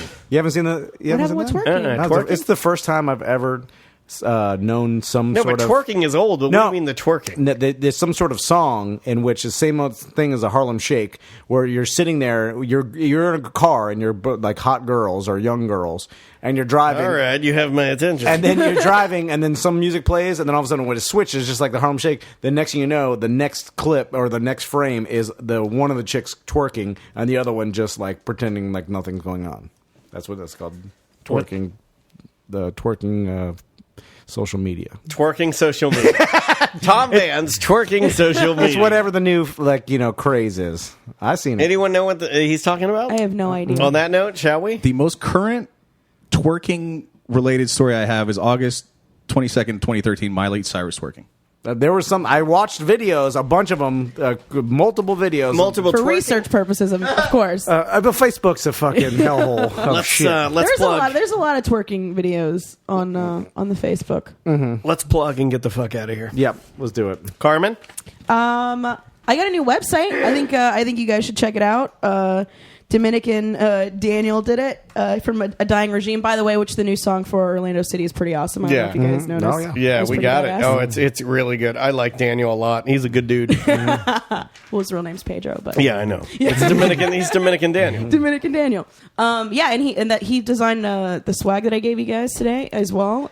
So I'm pretty excited. Yeah, he's really good. Yeah, he's awesome. What's the website? People want to find you? Yeah, CarmenMorales.com or the Spell Morales for our folks. Morales. And when you got a show coming up soon, right? No, yeah. That was last night. It was last night. Me and Pedro Lima. It was last night. Yeah, buddy. And Ricky Reyes, And one Ricky of my Reyes. favorite go. comedians. And it was fucking great, dude. Good. It was. It's like it was me and my best friends. You know what I mean? It's so fun when you That's get to awesome. do something like that. Love those guys. Love Yeah. Pedro. They're all awesome people. Yeah. Next, sir. Oh, I'm going to be not doing a guest spot for Carmen last night or one for Dave Coulier today. All right. You know, the other thing about Dave Coulier though is I thought it was funny that he went squeaky clean afterwards because Saget went the exact opposite way. Yep. He was Yeah. known for being so clean from that shit. He was just I'm gonna fucking say the most disgusting shit I possibly can just to separate himself I think from that entity. Coulier's always been clean. I think. Well, Yeah. Saget was doing it before he Yeah. even got that Full House job. It's just he just became dialed it back. It just became an urban legend after, just like the Alanis Morissette, whatever Dave Coulier thing, where people were like, "You hear Bob Saget when he does stand up? He's the filthiest of all stand ups." And it's not even like he's that. It's just normal. No, Yeah. he's just He's just blue. He curses and he talks, about fingering buttholes. But so he had always done that. He just got the job as the lovable dad from Full House that it couldn't be more PG. But it's just, and people were like, "Oh, he was so fed up with being the lovable dad that he went straight to out. butthole fingering." Yeah. Here's a video of Bob Saget. You know him from Full House.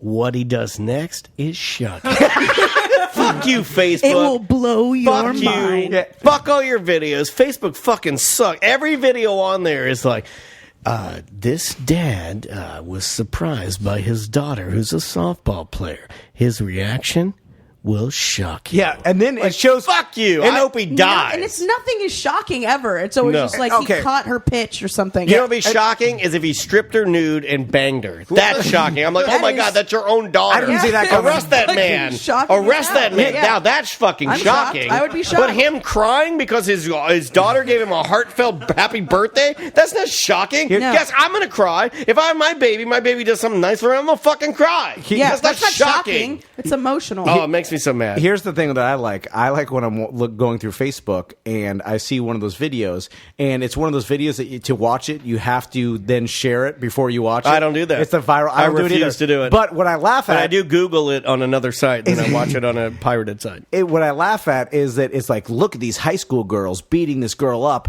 You wouldn't believe what happened. And then the screenshot is like, and they said high school girls is one of them where like she's got her shirt off, like her bral's exposed, and then you see like her butt, like they were like pulling her pants off. And then I see the guys like Fred, it's like some dad that I could tell like couldn't help himself to watch. Well, he doesn't know technology either. Yeah, so he shared it, He's like, and then well, it went to all. share. Hey, want to share me? Oh, fuck it. And then it went to all his friends, and I'm like, "You watched that because you were horny and you wanted to see this young girl." Hey, I just want to watch teens fight, pull each other's panties off. So let me just warn you: when every time that pops up on my feed, I realize that you're a scumbag and you wanted to see the whatever nudity, which I'm sure My mom shared that video. These teen girls ripped each other's bras off, and what they did next is shocking. My mom's share. I'm like, why would you? My do mom that? shares everything on the Facebook. Oh, what about my aunt? My goes mom and doesn't likes have a everything. picture on there. She just has that little.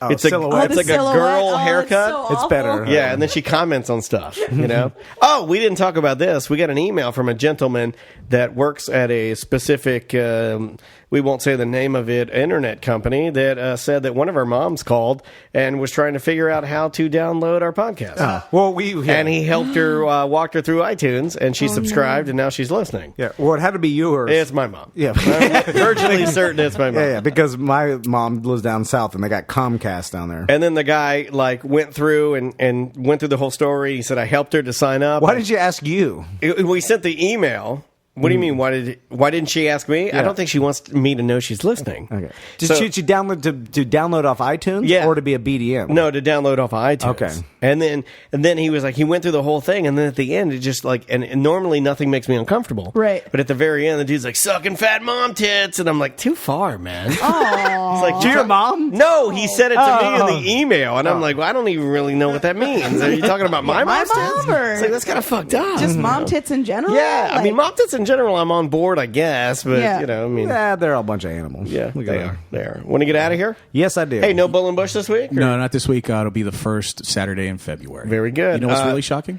What's that? Mystical's buddy Silk. Oh, Silk the Shocker, right? Oh, god damn it. What happened to him, though? Didn't he go to jail? No, that's C Murder. Sorry. C Murder was in jail? C Murder went to jail for murder. He's like, I told you. I'm the only one that did it right.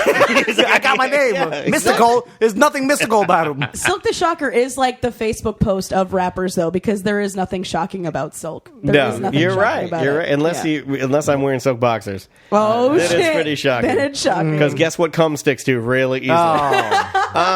Do you want to plug anything?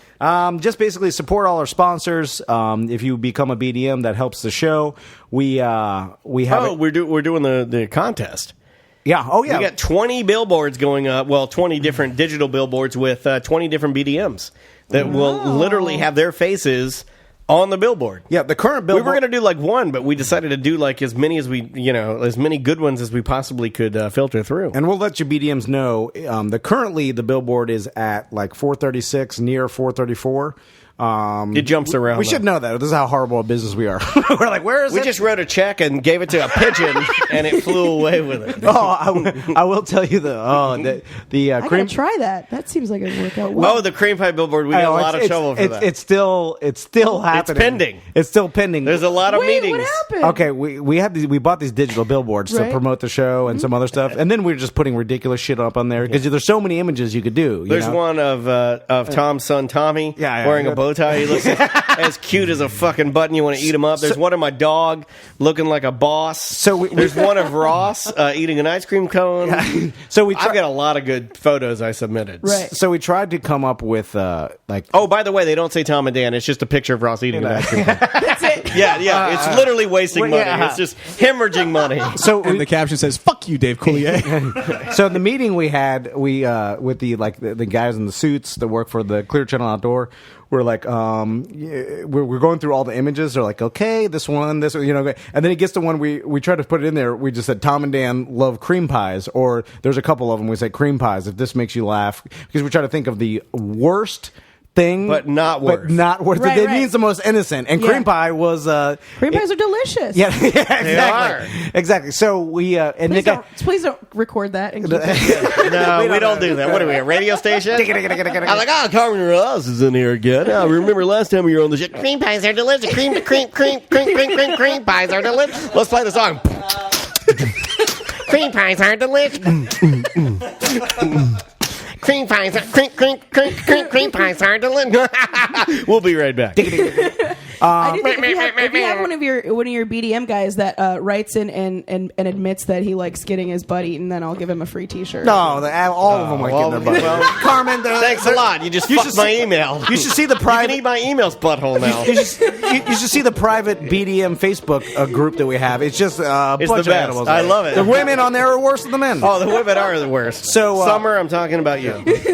So anyway, we're still working. The guy had made a meeting with their boss. Now they're having a round table meeting. Yeah, Like, his over boss was out of Clear town. Channel. Then he sent an email. Then his boss was like, let's have a conference call. There was a conference call. Then they set up a meeting. We were not allowed in that meeting. Hopefully the next one we're allowed in the meeting. But there's been 6 different. We're wasting so much corporate money right now. It's awesome. I have one of those big, huge sheets of paper that I like. All right, and then Let's brainstorm. Yeah, and then I open. I put the next one. I'm like, here's the cream pie billboard. It'll go up. When it goes up, we'll take a screenshot and send it out. Thanks to everybody for listening. We really appreciate you guys. TomandDan.com for lots of new shirts on there. Yeah, man. The Danger Brain shirt. Yeah, Danger Brain's been killing it for us. They're new awesome. shirts, so the pack where you get 2 shirts for I think it's like $24. Yeah. Those are very limited. The sizes that are up there now, that's it. Yeah, they were coming out with a new one. It's very limited. We got the new designs today. They're killer. So for those, if you want the hipster go home, all of that, the original Danger Brain shirt, you got to get it now because that's it. We got new hat sizes up there. Yep, brand new hats. That's the Cruise, TomandDanCruise.com, TomandDanContest.com, and TomandDan.com. On behalf of myself, Tom Van, and Ross and Carmen, thank you guys for listening. We'll see you next week. Thanks. Oh, wait a minute. I can't publish that. It's mediocre. And now it's time for the Tom and Dan end of the show footnotes. Today you heard music from Marilyn Manson. Yep. He's back. He's got a brand new album, and it's a lot of what he does best. I really like the cut that you heard, Deep Six. It's from his brand new album, The Pale Emperor. Next up was another cut from Mark Ronson's Uptown Funk album, and in my opinion, arguably the best song on the record. You heard Feel Right featuring Mystical. Remember Mystical? Sans all the stories and, quote, legal trouble, this song is straight up funky. Enjoy. Then you heard a show favorite in NoFX with a cut from their Backstage Passport show soundtrack. You heard the song Your Hubcaps Cost More Than My Car. New old music from NoFX? Sure, I'll take it. We closed everything out with Half Moon Run and the song Call Me in the Afternoon. This song is rhythmically haunting. I just really, really like it. And on that note, folks, we will see you next week.